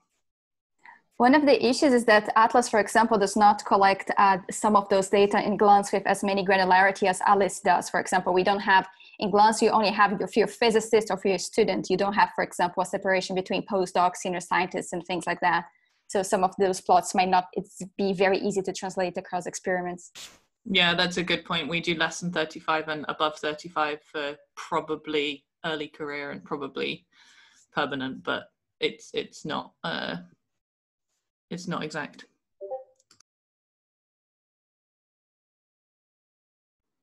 Okay, Christopher has a question. Yes, thanks. I was wondering about how you distinguish between early students and PhD students, and you know, it looked to me like the trends were going well for early students, and if these are, you know, if the difference between these is that, you know, they're in the first couple of years of their PhD and then they leave, then that might be a place where we should work. So I was wondering if you could give your thoughts on that. Yeah, I think that's a fair point. So the early students are so summer students, bachelor students, and master students, and these are how they're classified within our database. So I guess it depends to some extent on how their team leader puts them in there. So I guess I'm not exactly sure how it compares between Europe and US, where US we would probably tend to put them in as PhD student from the very beginning, whereas in Europe they might be master student for a while and then go into the PhD student category. But at least the way we define it, early students is summer, bachelor, and master. Okay, all right, but I guess it's a little bit beyond, it's not the issue that I was thinking of, that we have some group of students that are leaving their PhD programs, but it's that they're not making the transition into a PhD program. Yeah, that would be the case. Okay.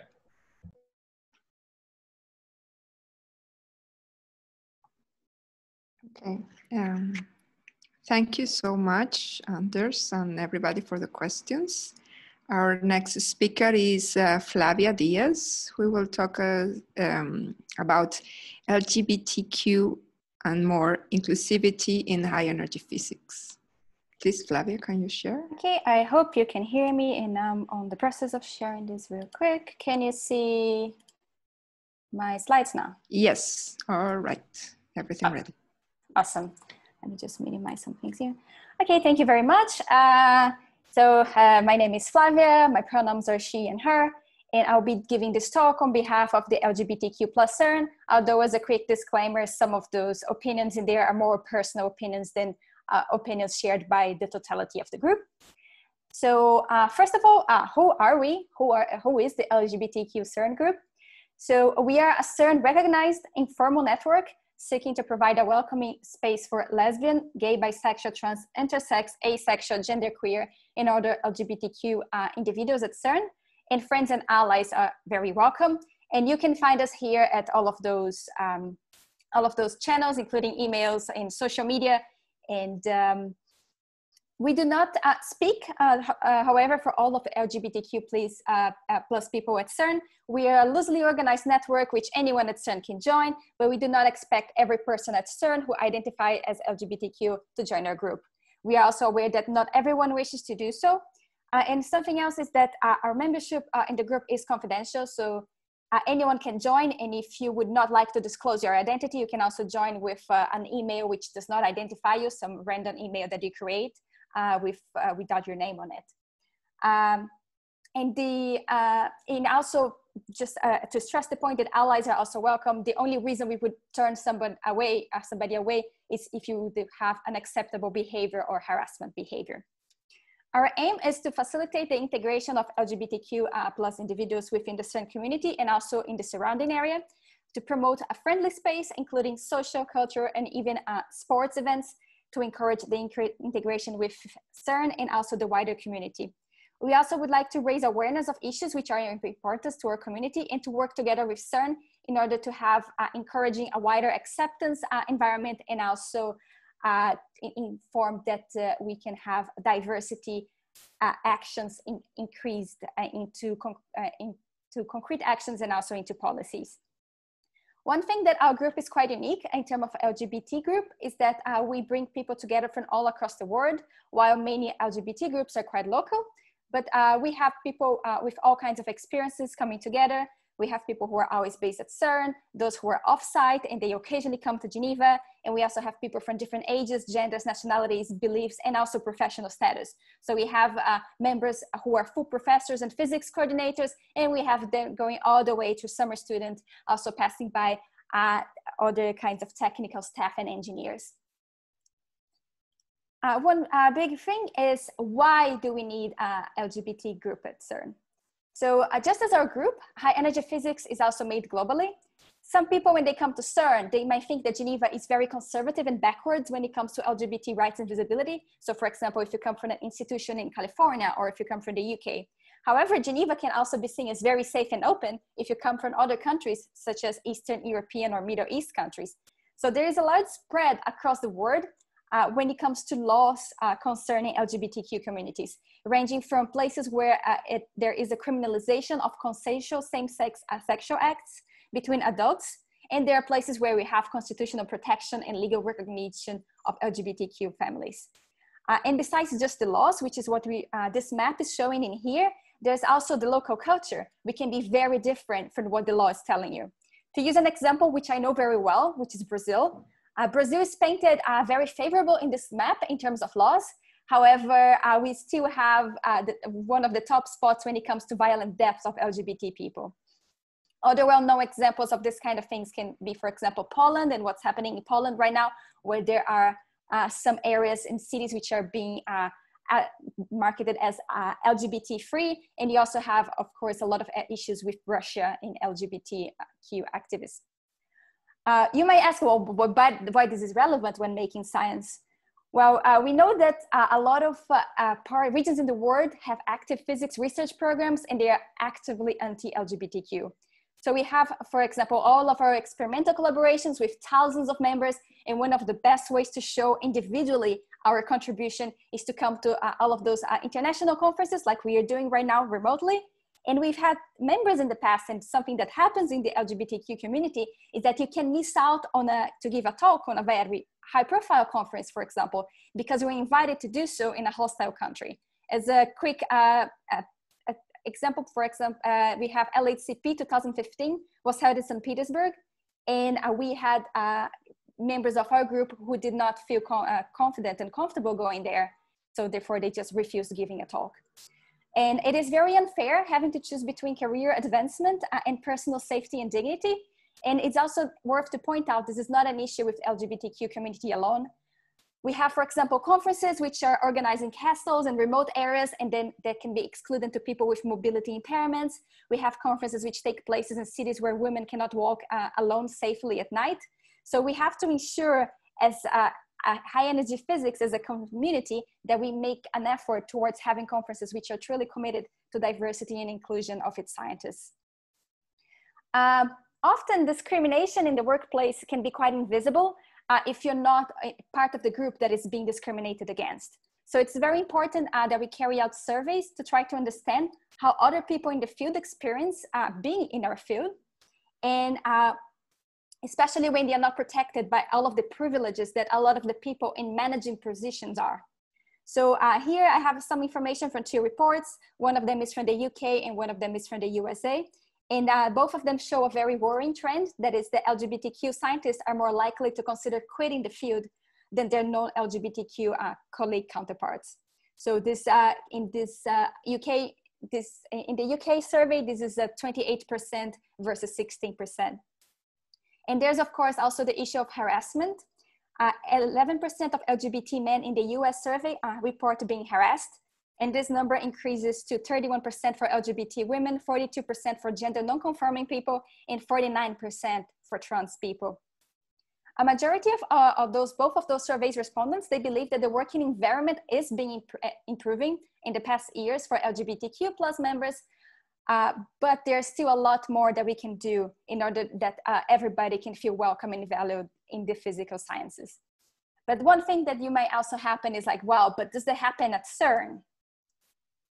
While we don't have such surveys specifically made with the CERN community, we also have evidence that there is a minority of intolerant people amongst our colleagues who can make our community feel really unwelcome and unsafe. To be visible at CERN, we advertise our presence by putting up posters around the corridors, and you may have seen some of those if you are based at CERN at some point. And then they're normally mixed with other kind of posters. So for example, poster advertising CERN clubs, language courses, dance courses, summer events. And here in the slide, we have some of the pictures of what kind of defacement that our LGBTQ posters suffer, which we have not seen in any of other kind of posters that we have around. So this kind of defacement, it goes from tearing posters down to crossing them, but it also includes calling us pigs and gluing the biblical passage saying that we should be put to death for being who we are and loving who we love. So can you really say that if you know that this is the feeling of somebody who is anonymously walking the same corridors as you do, that you would really feel safe in your workplace?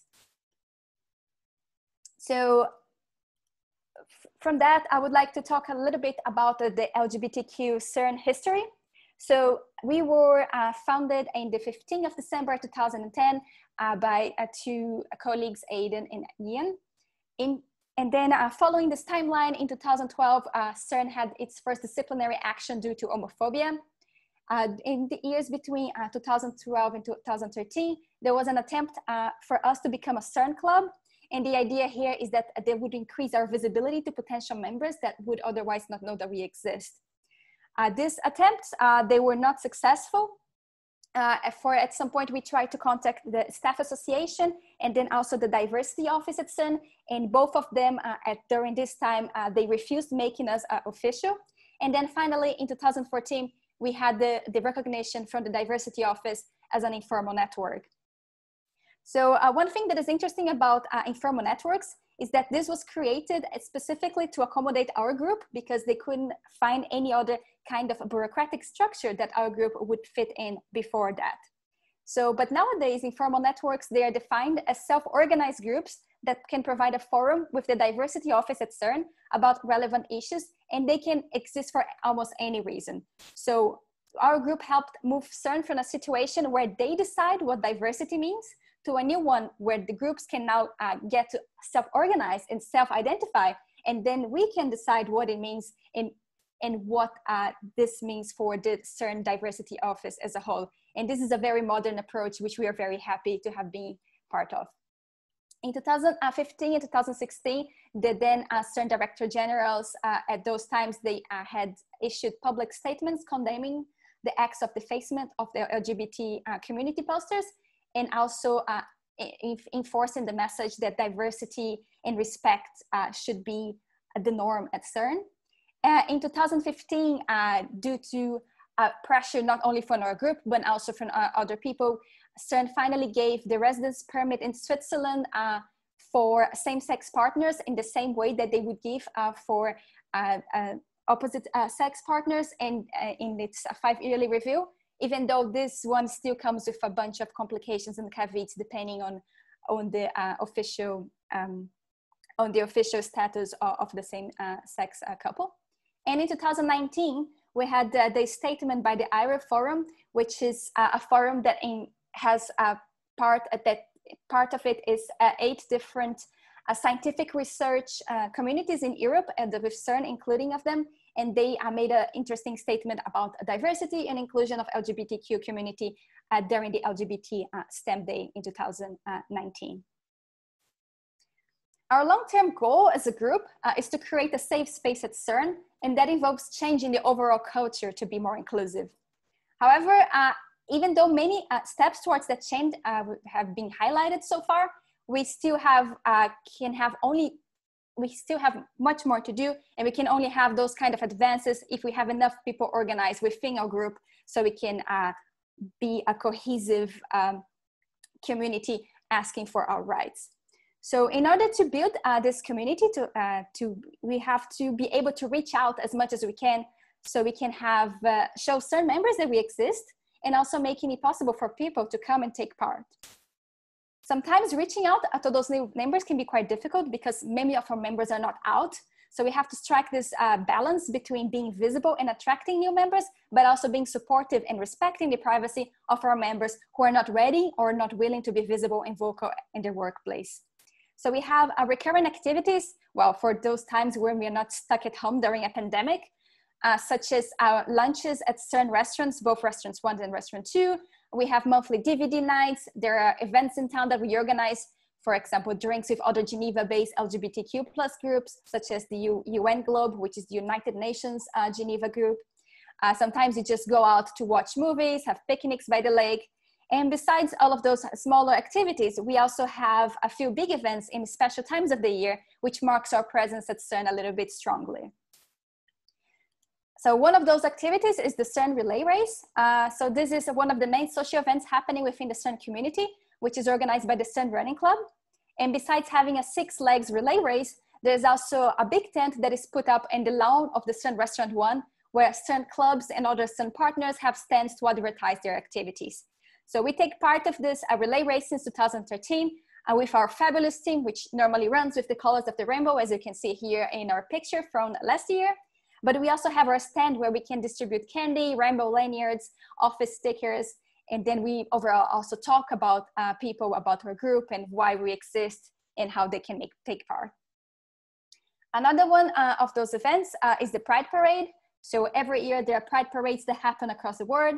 There's one in Switzerland, which last year happened in Geneva, and there are also parades in nearby countries and cities, such as Lyon in France, which is also nearby CERN. And our group members, we organize our attendance in those parades. The pictures that we have here on those slides are from the Geneva Pride last year.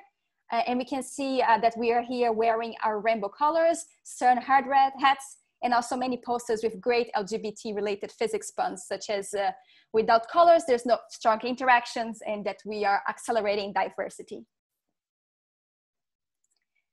And there are also a few days of the year which are important worldwide for the LGBTQ community. And we also use those occasions to have more outreach within CERN.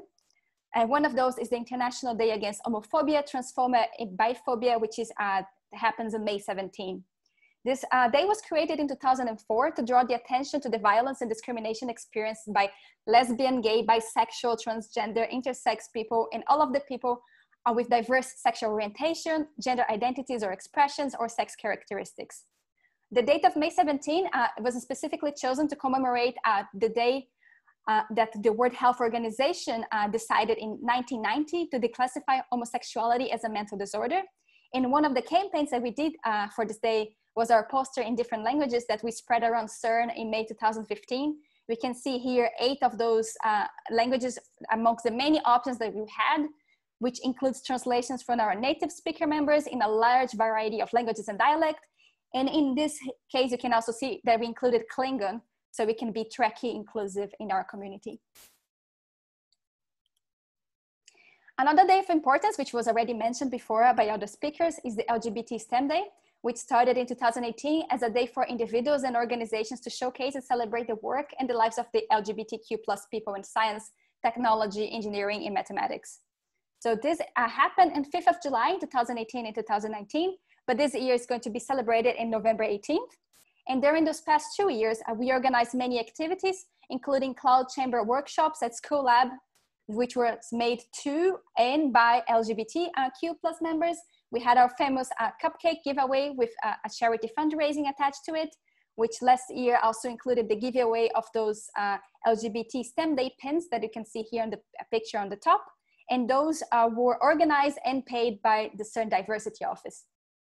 We also had a special social media presence, such as this very lovely video, which you can watch if you click on the link here in the slides, that showcases some of our LGBTQ+ colleagues. And we also organized LGBTQ guided visits to CERN experiments, which were advertised in the official program of the Geneva Pride Week in 2019.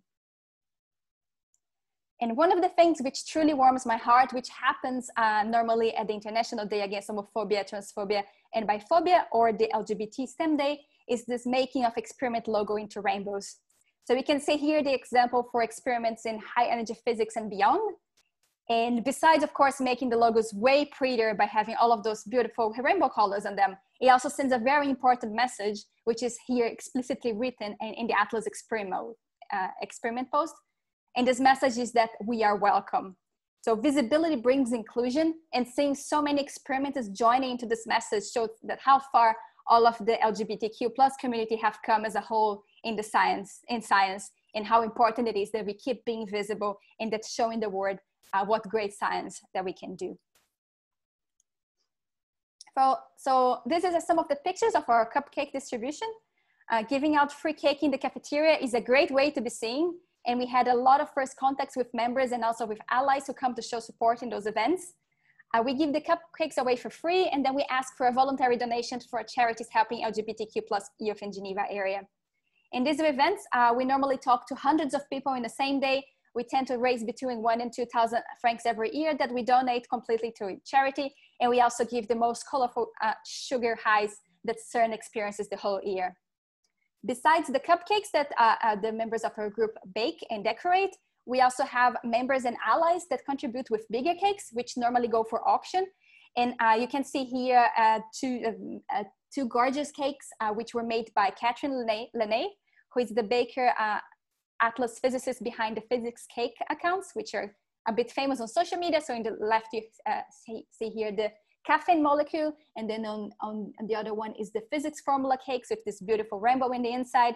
And then we also have Claire Lee, who is a former Atlas, currently Dune physicist, who also baked those delicious rainbow cakes, which you see here on the right place, on the right side. Last year for the LGBT STEM Day, we also had Dr. Ben Britton giving us a talk on the challenges LGBTQ people face in STEM. This talk was given at CERN in Building 40. And you can watch the recording of the same talk when he gave it at the Imperial College London on the link here on the right. Dr. Britton is a very accomplished science in the field of engineering, and he's also a very active LGBTQ rights advocate. So it was very good to hear from his experiences and ideas on how we can do better as a scientific community. We also reached the community beyond CERN with our social media presence. So we have about 3,200 followers combined, and we engage with posts marking social events of the group, but we also try to make posts which mark important dates and current social movements. And then you can see here some examples of those posts, and they include support to Black Lives Matter and the celebration of the International Non-Binary People's Day. Now, one big question that sometimes I get asked is, if you're an ally, how can you help? So you think, I'll give you the answer in a way that our community here at ICHEP understands the best, which is with an archive link. So if there is an archive link here in this slide on the bottom right part, and also another link here on the left. And those are two documents which outline very interesting strategies on how we can do better, both at individual level as an institution. I'll give you a very quick summary of some of the individual actions which can be taken, but especially if you're in a position in your career where you can influence policymaking and the structures within your department, you should also read those documents. So I think one of the best ways here to build that we can help as individuals is to build a visibly welcoming community. So you can do this, for example, by showing support by wearing rainbow lanyards, wearing rainbow pins, for example, the LGBT STEM Day pins that were given away at CERN in Restaurant One last year. You can be respectful in particular in the way that you use your language, and you should ask and use people's correct pronouns. And one thing that is really interesting is also if you include your own pronouns in your online presence, emails, and presentations, even if you are not normally misgendered, because this helps the people who might face this issue in their daily lives. You have to be aware of the implications of mental health can have if you are an LGBTQ person who is not working in a comfortable environment. And you should also use your privilege to call off people being offensive. It could be an homophobic joke that might look not on purpose on the surface. It can be harassing behavior. You should either call it off or really try to follow up with up in your structure so those kind of things doesn't happen. As I'm already out of time, I'm gonna then jump for a quick summary and outlook. 2020 marks the 10th anniversary of the LGBTQ CERN group. We believe that having a support network at CERN is crucial for visibility and to support the community. We have had many hiccups and adversities that we faced since the creation of the group, but it gets better. So we have many accomplishments over the years in which the group support was very crucial regarding LGBTQ+ issues. And we have observing that we have increasing support from CERN management, Human Resources and Diversity Office across the years. And some of our ideas and our concerns were actually made into policies. We hope to continue bringing more colors to your daily lives at CERN. And very importantly, we would love for you to get involved. Even if you're only at CERN for 6 months or a few months or a year, we always need people, especially who are based at CERN, to take part in some responsibility roles that we have within our group. So thank you very much. Thank you, Flavia, for the very nice presentation, and congratulations to you, the group on all the work that you have done. Is there any question for Flavia? Sorry, I forgot to turn on the video while I was doing the presentation, so I'll turn it on now. You have a pretty rainbow back there. I have a question, it's Arantxa. So I just was wondering, do you have a comparison of the proportion in other communities that it is not the scientific for this? I mean, the statistic that you gave for the workplace related to the 30% or 28% of the people, scientific people, want to or have thought about leaving. Do you know in other fields? So the comparison, or it is? I mean, there is something special in our field, or? So one of those surveys was all for specifically for physics at the US survey. The UK survey was for physical sciences in general. So this is not just physics. I don't have the numbers for other fields, for example, biology. Yeah, or even far away from that. I mean, people or from like economics. Or yeah, something. exactly, yes. something like that. I don't have those numbers, but I think that's something that I should definitely look into to see if it's something which is more related to us or not. But I assume that it might have some bias involving the same sort of bias that we have with females. So for example, if you have a field which you have a lot more men than females, they might have some bias in there. It might also have some bias depending on what is the dominance, on geographic dominance on a specific field. So we know, for example, some countries are way more liberal and some other countries are not so much. So yeah, okay, so it will be interesting to know how it is correlated also on the gender that you are right. Okay, thank you. I have a comment on that. Maybe there could also be an issue of fear of identification, right? Depending on the geographical region. Yeah, absolutely. So those are surveys that both in that we have access to, both in the US and the UK, they're still fairly open-minded countries. So I'm pretty sure that even conducting such a survey in other areas might be way more complicated. And one of the things that we have for the recommendations in those 2 documents that I mentioned on the what you can do, one of the recommendations for departments is that you should conduct that kind of survey within your department to know how is your department feeling about this. So you can have an idea how the LGBTQ people feel in your own department, not just overall in average in science. Good, good. Well, thank you very much again, Flavia. And now for the last talk, I will be presenting a small discussion that we want to have about the difficulty during this time of pandemic. Can you see my slides? Yes, I can see your slides. Yes. Thank you. Preview, view, slideshow. So, as the conveners of the diversity and inclusion session here in ICHEP have decided to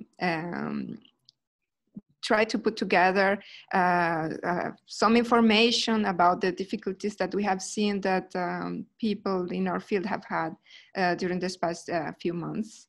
So one consequence, obviously, is that ICHEP now is not in Prague, sadly, right? We are online. And what is this pandemic about? So we have heard that this is not simply a little flu, right? We have already worldwide more than 650,000 deaths and over 16 million confirmed cases. This plot is from Monday. Today it was already 16.5 million cases of the COVID.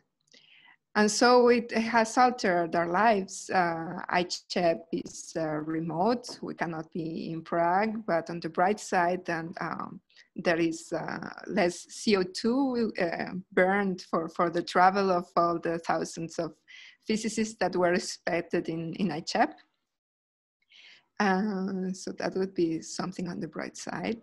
The physics community or high energy physics community has stepped up helping. There is the CERN Against COVID initiative that has given protective equipment to local hospitals. They have produced a sanitizer gel for the local people as well, and they have delivered to hospitals, and the fire and rescue services have done ambulance drives around Switzerland and France, and even some other universal tools have been invented. You can use your crowbar everywhere to open doors. There is the high energy ventilator that is still being developed at CERN, but it's an impressive reaction from some of the people in our communities. Production of masks and of face shields as well. And computing resources that have been allocated to help for the unfolding of the proteins of the COVID virus, to try to get some medicine and understanding how the virus works. We have had some input from people from our community. We asked input to be able to present today, and people from Bell told us how their experiment that was running during this COVID pandemic had actually a record-breaking luminosity achieved during that time, exactly when the cases were peaking in Japan. They were having runs with high luminosity. Many duties were moved to remote, but in the local operations, there was just one shifter on site and an amazing cooperative work of many people to keep the experiment operational, which also meant a lot of sacrifice for some of the members of the Bell II collaboration. So now everybody has to work remote, and as many conferences had to be canceled when they were very near the start of the pandemic, and others had enough time to reorganize, such as us here in ICHEP.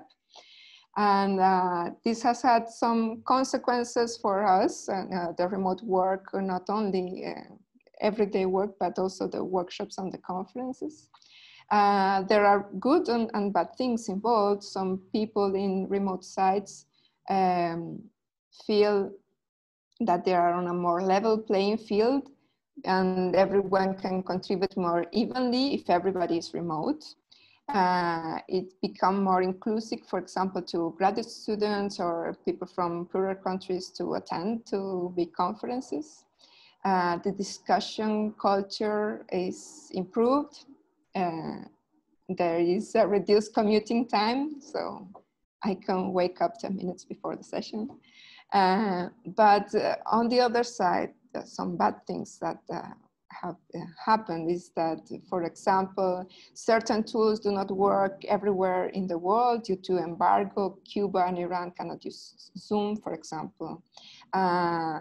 There's a blurry limit between the work life and the personal life, so the balance is difficult to keep. There may be distractions and lack of focus at home or overlap with any other obligation and commitments that we have. For some of us, there is a toll on our mental health because we miss the social programs at conferences, the coffee breaks, the spontaneous chats, the bumping into your friend, etc. And some people find it difficult in general to foster the team building, creativity when you are maybe talking about something else and some good idea comes up, innovation, or to integrate newcomers. So definitely not everybody has been affected equally. I have actually had a scene like the little foxy there with my daughter wrapped around my head while I've been trying to talk in a meeting. So how has people in science been affected by the COVID?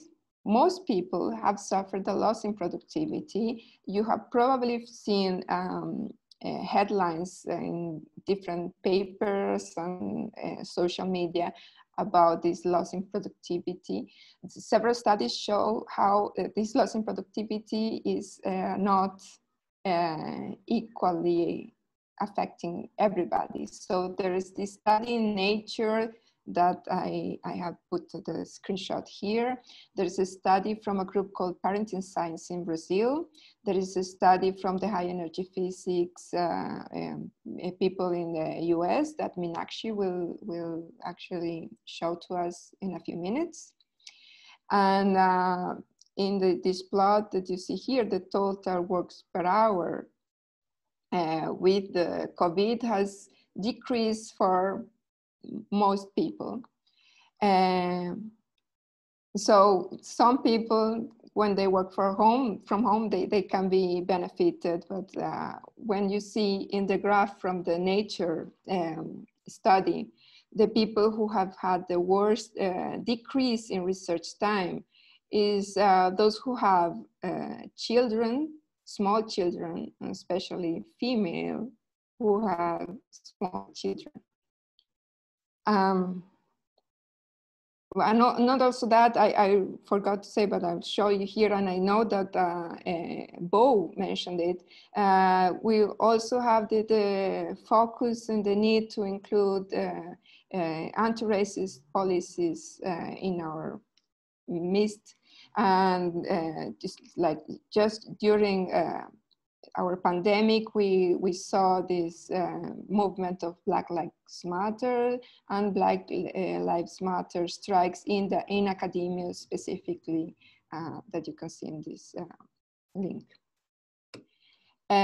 So the Brazilian study in particular was very interesting, was one of the first that I saw.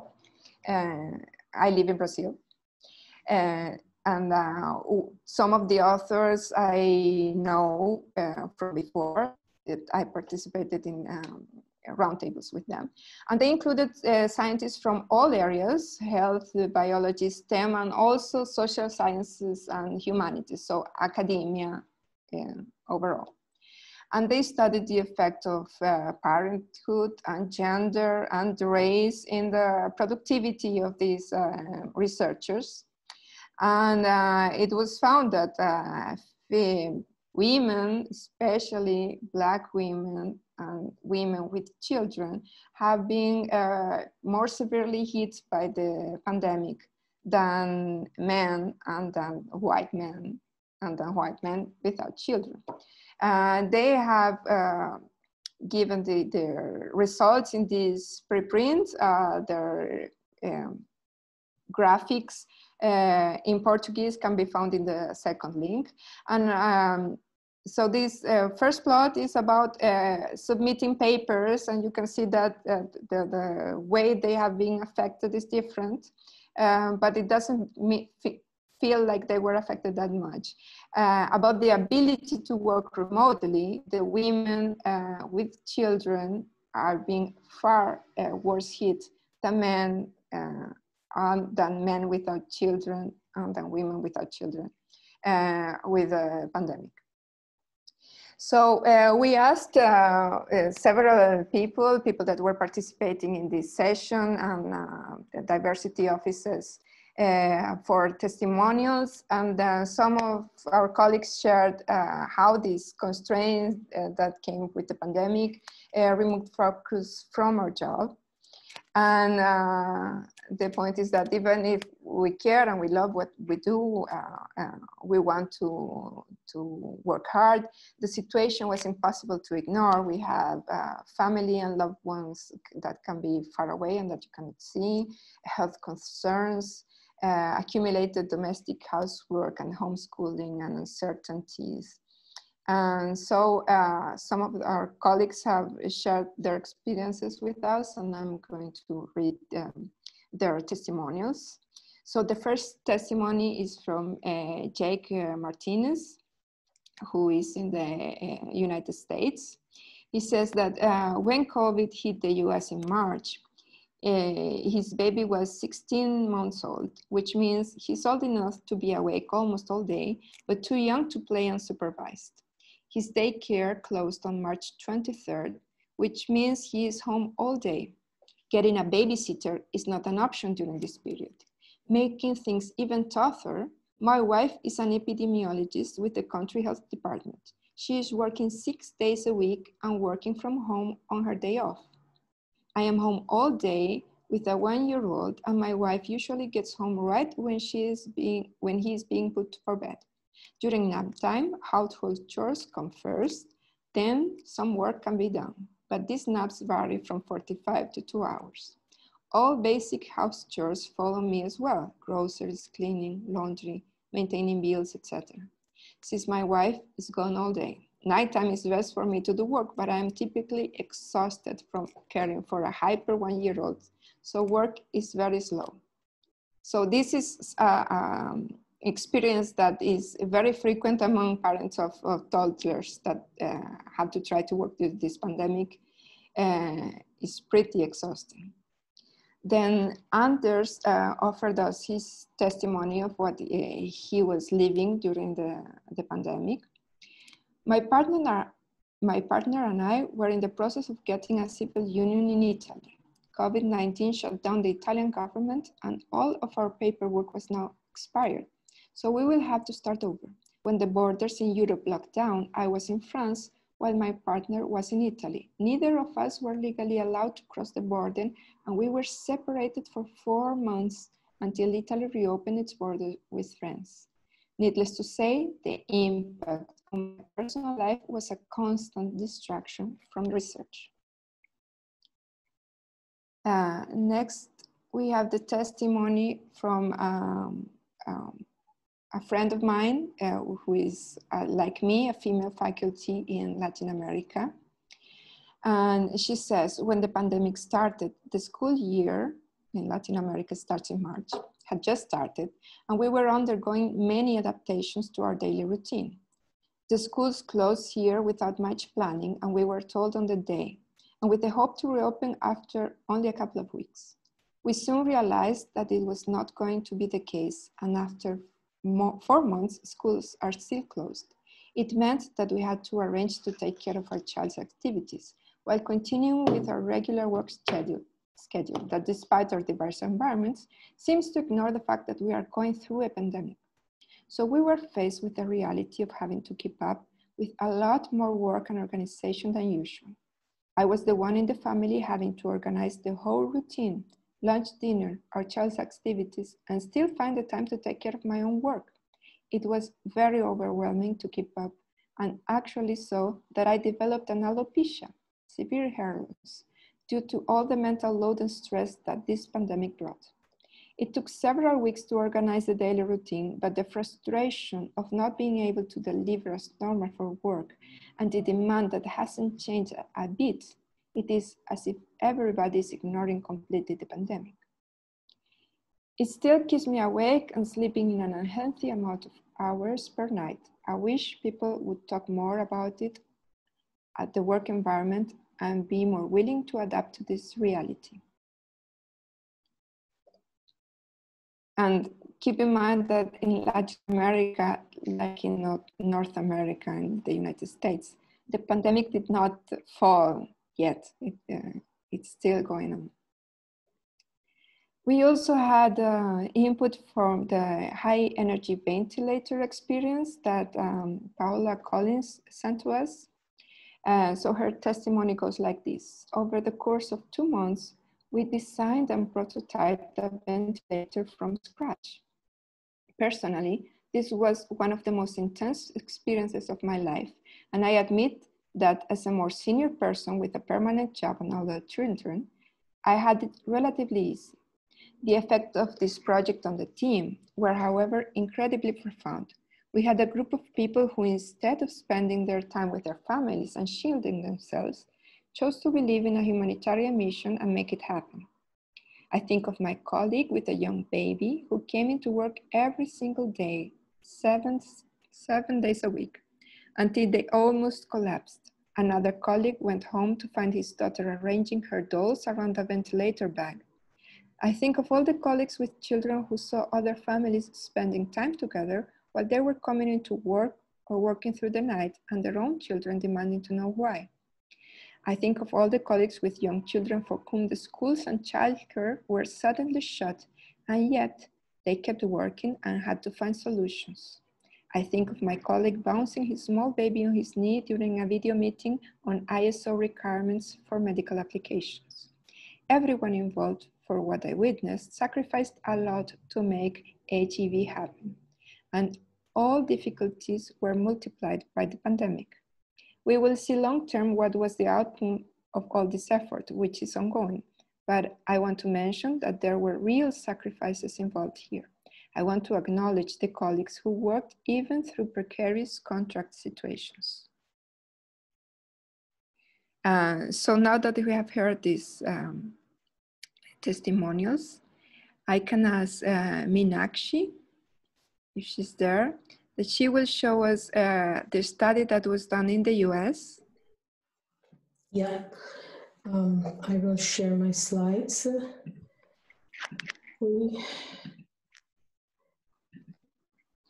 Okay, can you see my slides? Yes, thank you. Thank you for giving me this opportunity. And just to add to what you already have emphasized, that the impact of COVID-19 on HEP research has been quite huge. And this study was carried out by 3 of us as members of HEPAP, which is a committee in high energy physics, and it in the US. And it basically reports to it advises DOE and NSF, which are our main funding agencies, about the programs and how this COVID-19 has now impacted HEP research is a huge impact, which our funding agencies, as well as the universities, as well as all of us as participants in research have to consider. And so this survey was done at the end of June, beginning of July, and presented at the beginning of July at the HEPAP meeting, which we had on July 9th. So what we did was we had two surveys. One was a general survey, which we advertised widely on a Slack channel, which has rather large participation because of the study which is going on within the US ICHEP program about a future vision, which has a nickname of Snowmass. And so we could get, general everyone to participate. And then we also had a survey which was specifically for PIs, because we wanted to understand programmatic and budget issues as well, and because that also has a ripple effect on the personnel as well. So the general survey focused on the personal productivity and opportunities, and so what I'm going to do is start with that. So the demographics we reached with the general survey, and I have to say this was done very quickly. It was literally a 5-day survey, and including weekends. So 329 people responded, and as you can see, that the demographics was pretty widely distributed. We had participation both from people at the universities and national labs, as well as from gender demographics. And then we also see from the top right plot, you can see that we reached a good fraction of theorists, experimentalists, as well as other computational scientists, accelerator physicists, et cetera, in our field. And then the bottom right plot basically the pie chart shows that the responses we got was from a wide area of demographics, going from undergraduate students to graduate students, postdocs, professors at all level, laboratory scientists, and others at all level. So we think that this is a good representation, even though it's like 330 responses, it's a good representation of our demographics in US and ICHEP. So if you go to the next slide, we asked many questions, and I'm not going to go through all of it. I'm just going to select a few. And the first one was the impact of teleworking, as we heard earlier also, and we all are experiencing. We have lower than work efficiency. Also, just just the work-life balance is more difficult, and the efficiency of working from home on the average was reported to be 70%. And at this plot here, I want to take a minute to go through it. So if you look towards the left, the 5 bars here basically show the distribution between what the efficiency is between bins of 20% from 0 to 100 for all. So here the average is 72%. If you were to split it into male versus others, then you can see a slight difference between decrease for females and others, which is 70%. And then you can take the data and split it between theorists, experimentalists, and the other has computational scientists, computer scientists, etc. And you can see that the theorists report lower efficiency for work compared to experimentalists. And then if you go over to these 4 groups of bars on the rightmost, it has by the demographics, the academic level, graduate students, postdocs, early career PIs, and senior PIs. And here you can really see that graduate students and early career PIs really report more of a loss in productivity compared to the others. I have to say that a few people are very productive, and that's great. But in general, I think what these plots show you that the loss of productivity is across the field, it's widespread and uneven, and there are especially females and early career PIs and students who are more affected, and theorists. So this was quite a somber plot to understand and to see. The next thing we did was the impact of childcare, and about 30% of the people said that they felt the impact on their research due to childcare. And the left plot with the 5 blue bars, basically, if you go to the leftmost of that plot with the high bar, it says, what's the impact? Yes, that was none at all. But if you look at the 2, which are numbered 4 and 5, this is basically where the respondents felt the impact of childcare quite a bit. And if you take those two high bins and split it by demographics, then you really see that again, the same way I'd shown in the previous slide, the demographics are split up, and the higher impact group here are basically for impact of childcare. So the red one is the more impact, so that's bin 5, that's very much, and then the next level lower is the blue for each one of the groups, because we just exploded those 2 bins, and you can see the highest impact of female theorists, early career PIs and postdocs who have possibly young children. So, you know, and there were also other testimonies. Everything is not in statistics and graphs, and there's a lot of testimony which is in the slides I'm not going to go through, but there are, you know, uneven support across labs and universities when people, even when the labs open, when you come back to work, how you can, you know, care for children, and these things, the dialogue has started how to change these. We also, I'm going to speed up and say that we also asked about virtual conferences and peer interactions. How did people feel the visibility through these virtual conferences and peer interactions about their career? And most of the impact was negative. People felt that they're not visible, and they also felt social isolation and Zoom fatigue, and that is the table here. So basically again, the demographics are as I described earlier, and the second and third columns show the negative impact, the percentage of people who feel the negative impact about the visibility at conferences or virtual meetings. And you can see that the female respondents felt a bit more than the male respondent. Early career PIs felt worse about visibility and career advancements because of conference issues more than others. As far as social isolation and Zoom fatigue, everybody's feeling that, but it was really interesting to see that graduate students feel a lot more, theorists also feel a lot more, and especially the senior PIs feel quite a bit of social isolation. So these are some of the numbers we have, but it shows that everybody is feeling the stress. And this is just really a summary that there's impact on research from childcare, which I went through. There's increased time spent on teaching, administrative responsibilities, demands for mentoring over Zoom. There is graduate students feel that they're delaying graduation times, and therefore the job prospects are limited because postdocs will need extension, and that's going to have a ripple effect. There have been reports about faculty job offers being canceled or stalled, and there's hiring freeze.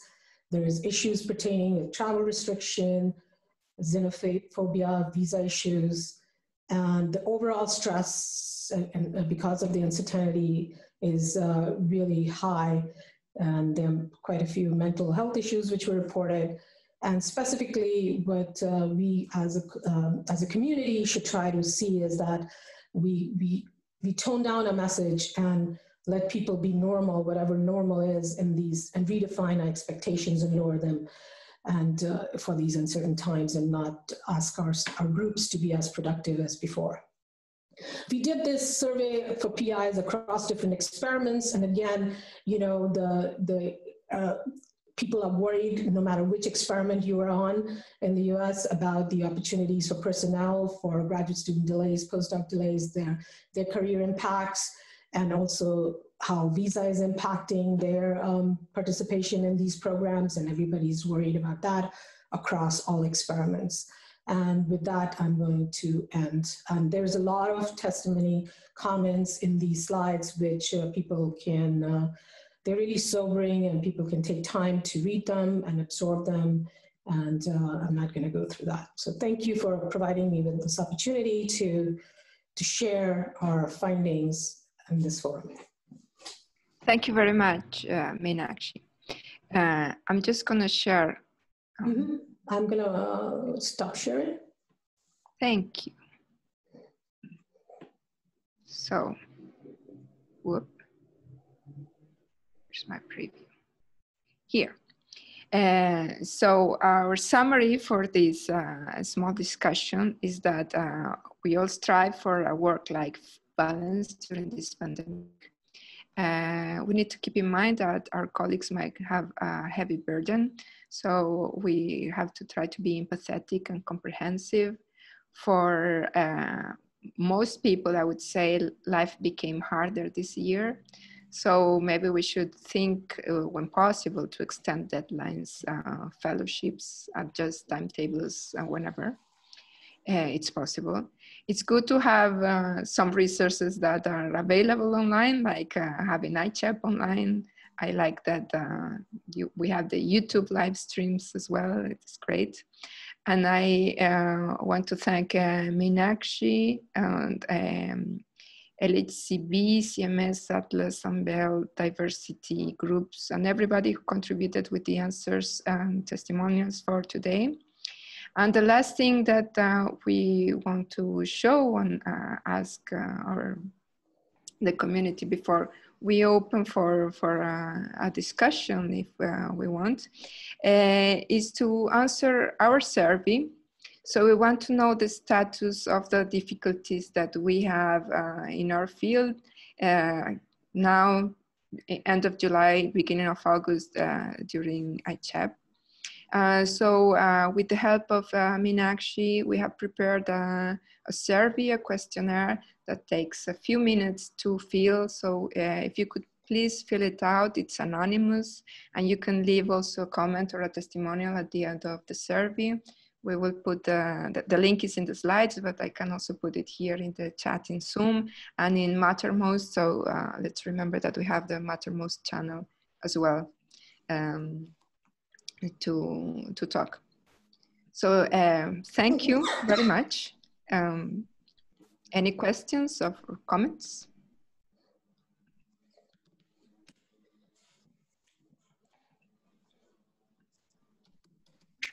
I'm putting the link for the survey here. I'm gonna put it also in Mattermost. We will leave the link up for a couple of weeks. Meenakshi and Arantxa are also coordinating the survey. Jonas, please. Yeah, two things. First of all, I think this survey and this information is really very valuable, because in some circles there's this illusion that now that we don't have we work from home, we have more time to write papers and all of that. And I think for some of us that might even be the case, but it's a minority. And as you say, it's incredibly unequal, and having children or not seems to be the key unequalizer. I couldn't help though make a comment on something slightly different, and that is when I look at slide 10, not the last talk but the previous one, it seems that typical working hours are 60 in our field before COVID. This is also crazy. I mean, this is not how we should treat our staff with or without the pandemic. Yes, completely crazy. That was the Nature study, and that was not only physics, it was also all sciences. Yeah. But it's crazy. It's crazy. And especially crazy if you think that as a reward you get a 2-year contract if you're a postdoc. It's really crazy.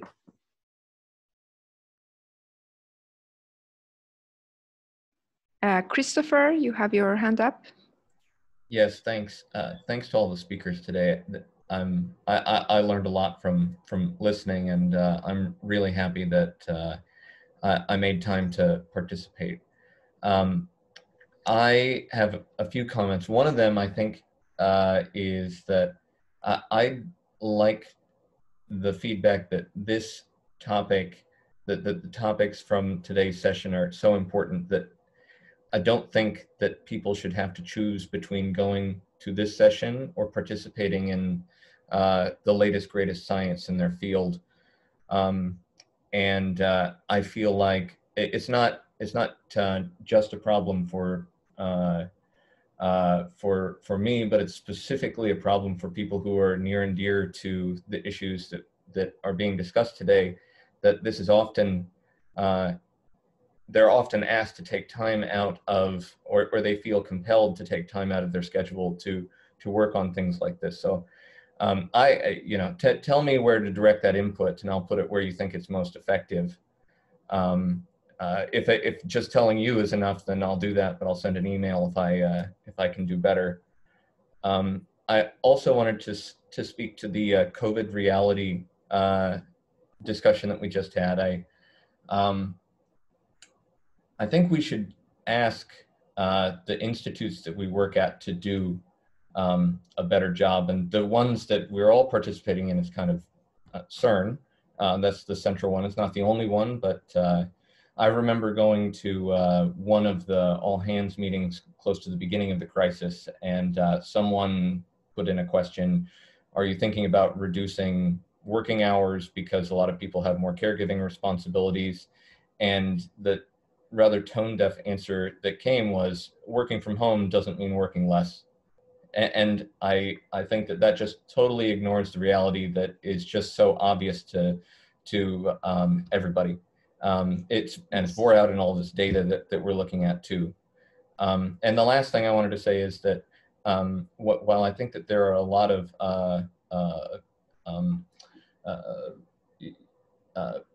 cultural and climate observations and initiatives from many of the groups here, I was wondering if there were some sort of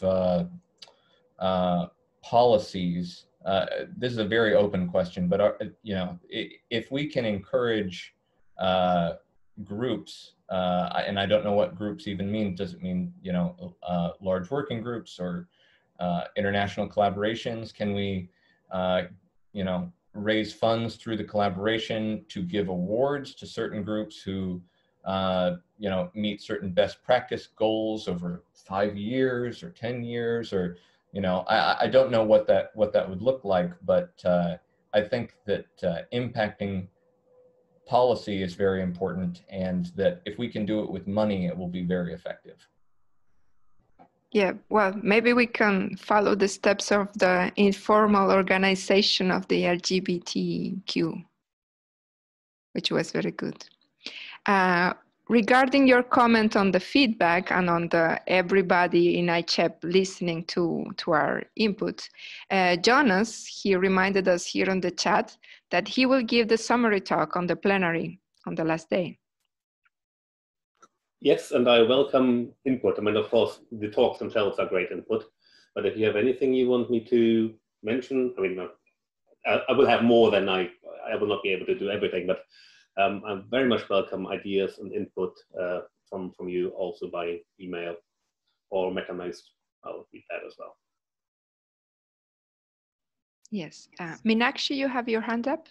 Yeah, I wanted to respond a little bit to Chris and also then add to Jonas about the summary talk. So for Chris, you bring up a very good point about the fact of expectation. When you're at home, people think that you will have your work day. And even as of yesterday, when so what within the US, let me put it this way, we have been working also with our funding agencies in terms of trying to understand how to get extra funds to support graduate students who are delayed in graduation, or postdocs, and others, right? That's in effect, which is going to be for a couple of years. Can we get extra funding to support them? And also the fact that when we point out the reduced hours and that the expectations are rather large, how do we try to tone it down? I was really shocked yesterday in a very high level meeting, I should say which one. Somebody said, oh, but our funders want the person to be working 40 hours a week. So for their time card, they have to punch that 40 hours a week, not realizing that, and while they were acknowledging, right, that going grocery shopping, no matter where you're in the world these days, takes, instead of 45 minutes, takes 3 hours now. Right, and everything is slower, and plus you have childcare responsibilities, plus you have elder care responsibilities, plus you have to maintain self-care too. We forget self-care as physicists. So we literally, I think that made me think, since yesterday I've been thinking, the culture has to change individually by all of us. I think it has to be a grassroots thing. We have to start thinking about our groups, about our collaborators, our analysis collaborations, our hardware collaborations, lab collaborations, what we expect of each other and how to normalize it. And once we start doing that, I think the management will have to come to terms with it.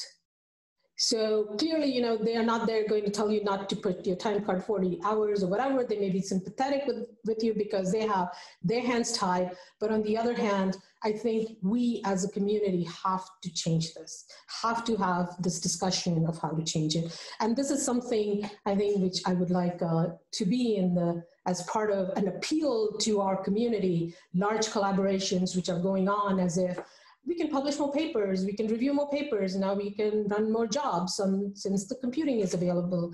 So this we should, as a community, make an appeal to our colleagues in the summary talk. Please, let's figure out what new expectations for this new normal should be, and it can't be as before. I like that, thanks. Yes, Jonas, you want to say something? Sorry, I was muted for a second there. That will be in, I promise. A remark though, that we all have to change this as individuals. While this might be a good thing, oh, by the way, if I'm talking, you can as well see me. While this is a good thing in principle, I think this will not do. I do not think many individuals changing really changes things effectively. It has to be a bit more organized to be effective, I believe. So I think it would be, and that's a question, how do we do this? Sure. I think to be organized would be quite valuable for our field. Effectively, what we really need, and I think I'm entering controversial ground there, but I strongly believe what we need is a kind of researchers' union to protect our postdocs, or interest group, call it something, but somebody who stands up for them as a group and voices these issues. It's also for all of us, right? Being a senior PI, I find myself on some days 12 hours on Zoom. Yep. And it's my fault that I'm that way, right? And if my students and my postdocs see me doing that, then they feel that I expect them to do that. So that's what I meant by, you know, kind of leading by example. Maybe, you know, you're right, probably we have to be more organized, have to be more focused and make a difference. But we have to start spreading and having this dialogue within our community.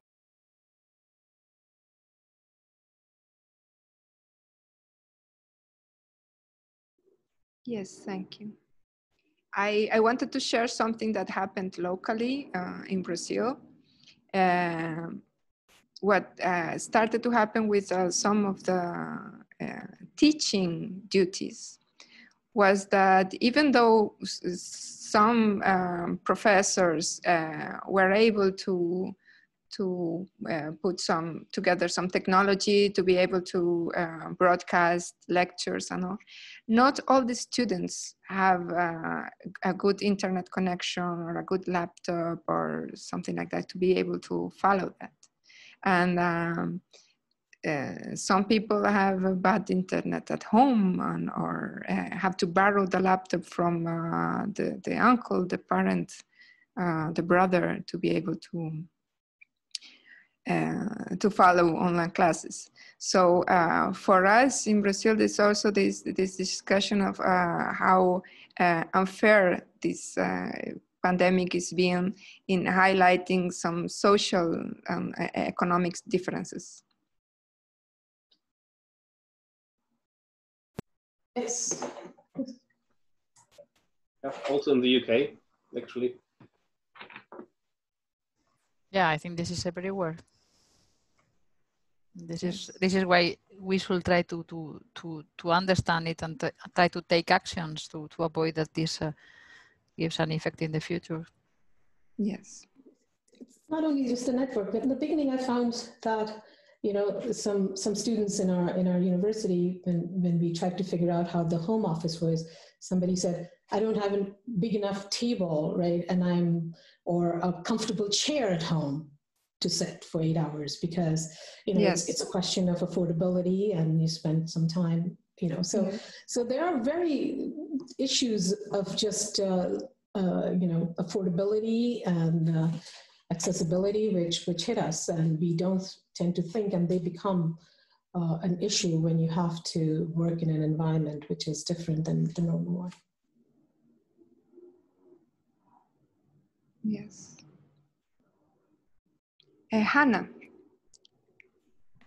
Hi. Hi. My name's Hannah. I'm a PhD student at Bell 2, and I'm based in Canada. So regarding that point, I have heard of supervisors with now additional funding because they're not having to pay for travel, for example. They're using that funding to up the wage of their students to be able to pay for new home equipment, for example, chairs. And well, for example, in Montreal, we've had quite a few heat waves. So like, for example, AC is not a claimable expense, but if you're able to up your students' wages by that rough amount, that definitely helps them out in their work from home situation.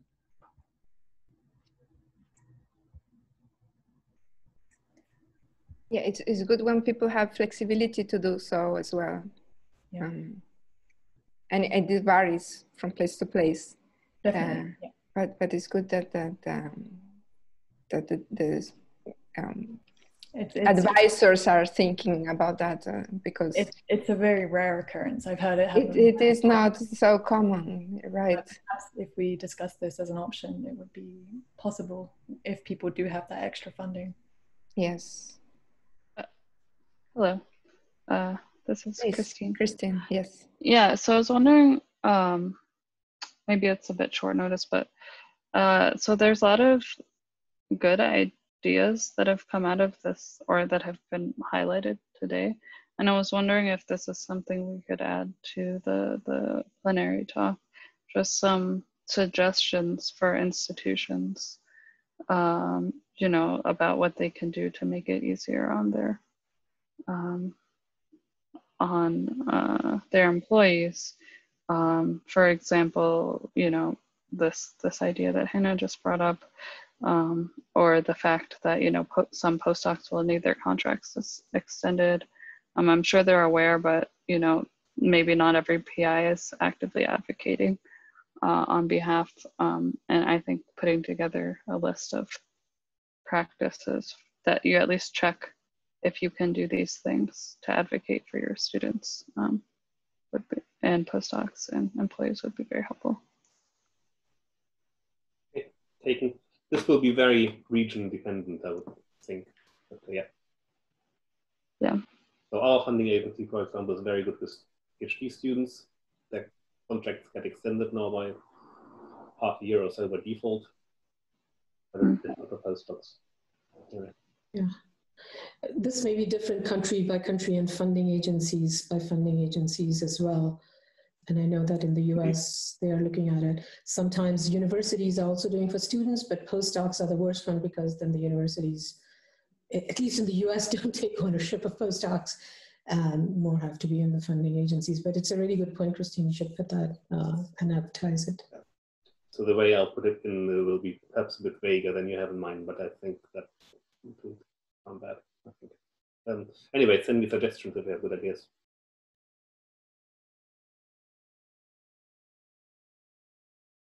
Yes, you can also try to see in the Mattermost channel.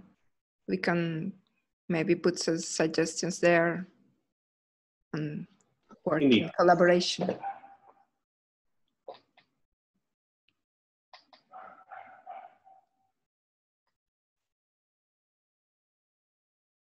I put the link to Mattermost here. Rachel, please, you can talk. Hi, I wanted to share a bit of a specific concern of a colleague that I know. One of my, or a close friend of mine was recently a PhD student in high energy theory and recently completed their PhD at a US institution. They're an international student and due to visa restrictions, they were unable to get their optional practical training extension for I think about 3 or 4 months. Due to the culture within high energy theory, and I think that this applies broadly beyond just high energy theory, but within high energy experiment as well, they felt that they were unable to stop working despite the fact that they were not being paid. So they were effectively working full-time unpaid for about 3 or 4 months. And this is something that I think is pretty openly unacceptable. And I understand that there's not really a legal way for the universities to get around and try and pay them during this time. But I think that we do need to have a broader cultural discussion of, will we, or during the hiring process in a few years down the road, be open to the fact that many people have been unable to work at all during this couple-month period.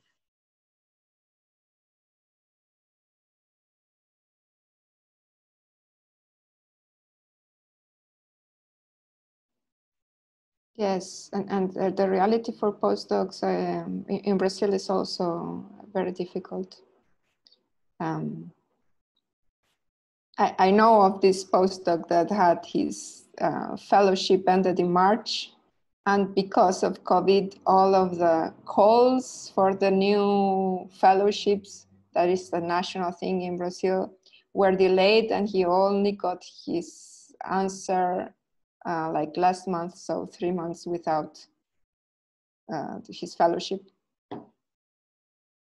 And just has to rely on his savings or family, or doing private teaching, but private teaching right now is not an option. So it's really difficult reality that they have to keep working and keep producing. But nowadays, yeah, we cannot live like that. Bo, please. Yeah, so this is in line with a lot of what has been said so far. We all know that, you know, the pandemic's going to end at some point, and people talk about going back to life as it was. And I think for us in our field, we need to make sure that we aren't trying to go back to the way things were before, because this period has, what it's done really is magnified problems that were there before, you know, the number of hours that we work, the inequities in our field. And we need to take this opportunity where they've really brought a lot of these things into focus and not go back to the way things were before. And we need to make sure that our institutions and our funding agencies know this and prioritize this.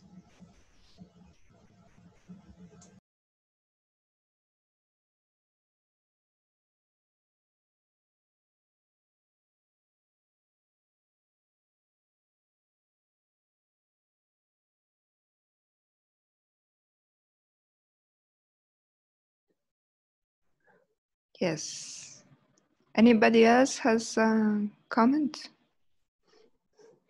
Oh, Meenakshi, please. Yes. Yeah, I have a comment on both. So related to that, I think we, in large collaborations, we have to also have this part of the expectations, because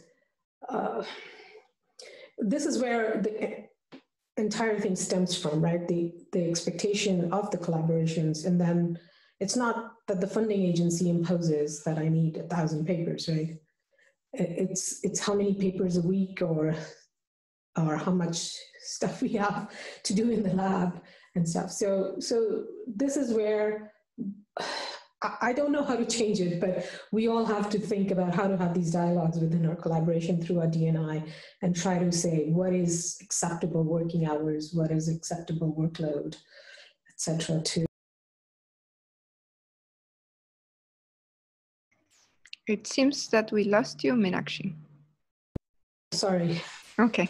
Okay. No, but I think I was almost done anyways, so it's okay. Okay.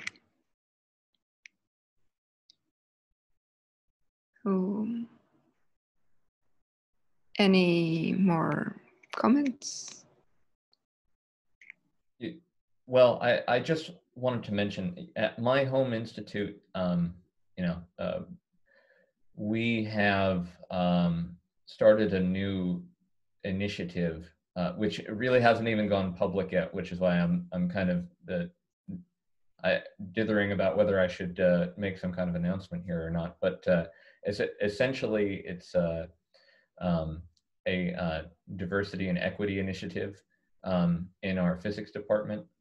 And the way that we started the process was to have a town hall, which took all of the suggestions from our community, about things that we think should change. I mean, this was instigated by the murder of George Floyd, and people, you know, feeling very, very strongly that the status quo is unacceptable in its aftermath. So, you know, many of the issues there were you know, about diversity in different tiers of our community, or really the lack thereof. And, you know, we discussed it. Now we have made teams to coordinate on certain topics. And those teams are now trying to build their initiatives toward, you know, programs, and not just in recruitment, but also in cultural changes and broader outreach. And I wonder if that sort of model for at least the beginning part of you know, addressing many of these things could work here, having a town hall, discuss all the issues that we would like to have collected, make a list of things that people would want to work on, and then try to build teams out of that. Now, the thing that that we have going for us in my home institute is that the heads of our department are very supportive of this right now, and I think that they are encouraging people to spend time on these things, and they're making faculty aware that students will spend time on some of these things, and you know, there's that level of support. I wonder, do we need maybe to find an umbrella that will you know, say it's okay to work on these sorts of things, because that's a big, you know, it takes time to do all these things. It's not just organizing, you need the time to do something. But anyway, I thought I'd share because that might be an interesting model that could be followed. Yes, it's interesting. What's your institution? Princeton. Okay. Do you know if faculty are allowed to work in it as well? Sometimes students you allow, but postdocs or young faculty are constrained to having to advance very quickly and produce to reach the next milestone before blah, blah. There's right? Kind of a couple of levels of organization, and at the higher level of organization, there are a few faculty members, but most, I would say the majority of the participants are graduate students, some undergraduates, and some postdocs. Please, Jonas. Yeah, I mean, if there's a place to start such an initiative, this is probably it. I mean, ICHEP is one of the best places to reach a large fraction of our community. So I think it's a very interesting idea, and I wonder what we can do, whether we can, I don't know, create some kind of workspace that people can come together to talk about such things, whether there's a bit more than a MetaMost channel or just a sign-up sheet, that kind of thing, where then what can develop from that as a kind of organization where we represent a significant fraction of the community, and this is what we think should happen.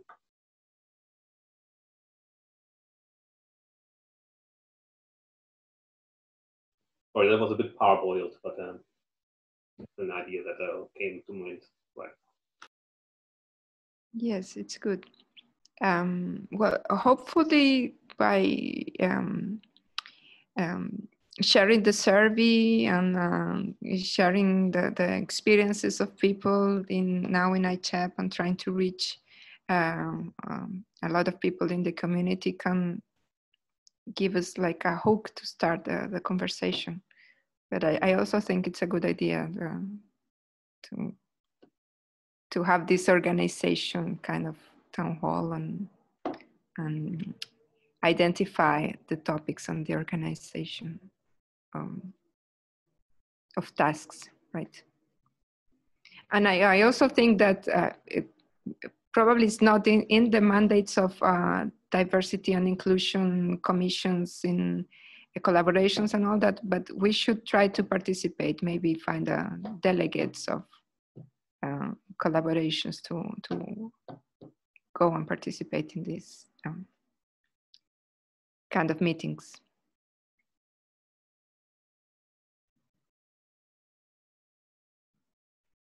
I agree.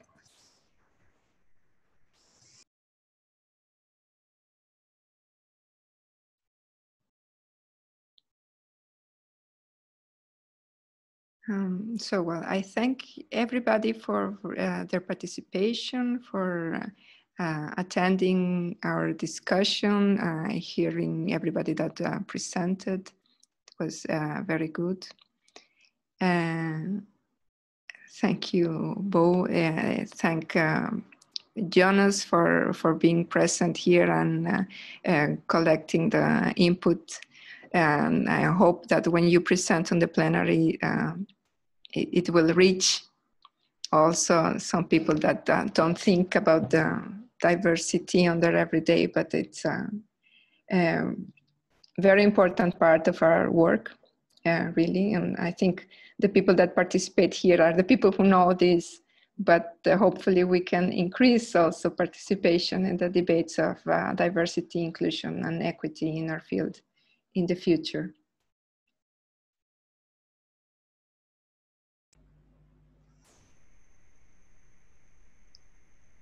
Yeah, I agree. Yeah. And something that I think it is very nice, maybe Jonas, you can say it, is that I think the gender balance here in this, at least in this session, it is quite equally. So I think this is a very good, it is about 50%. So I think it's really great. At least I find it. Is it good? It means that women are more likely to attend the session than men. Yeah, exactly. Is that a good thing? I mean, wouldn't we want the men to come here as well? Of course. Of course. I suppose it's a good thing, of course, but it's also an indication that there's less interest amongst the privileged majority. So maybe there are 40% more men who are just listening on YouTube. Indeed, they're out there. Join us on MetaMost, guys. Okay. Yeah, fortunately, the organizers can later check the stats to see if that's true when it's public. Okay. So thank you very much also to all of you. Have a good evening, and we reconvene tomorrow very soon at 8. Yeah, thank you, everyone. Yes. See you tomorrow. See you tomorrow. Bye.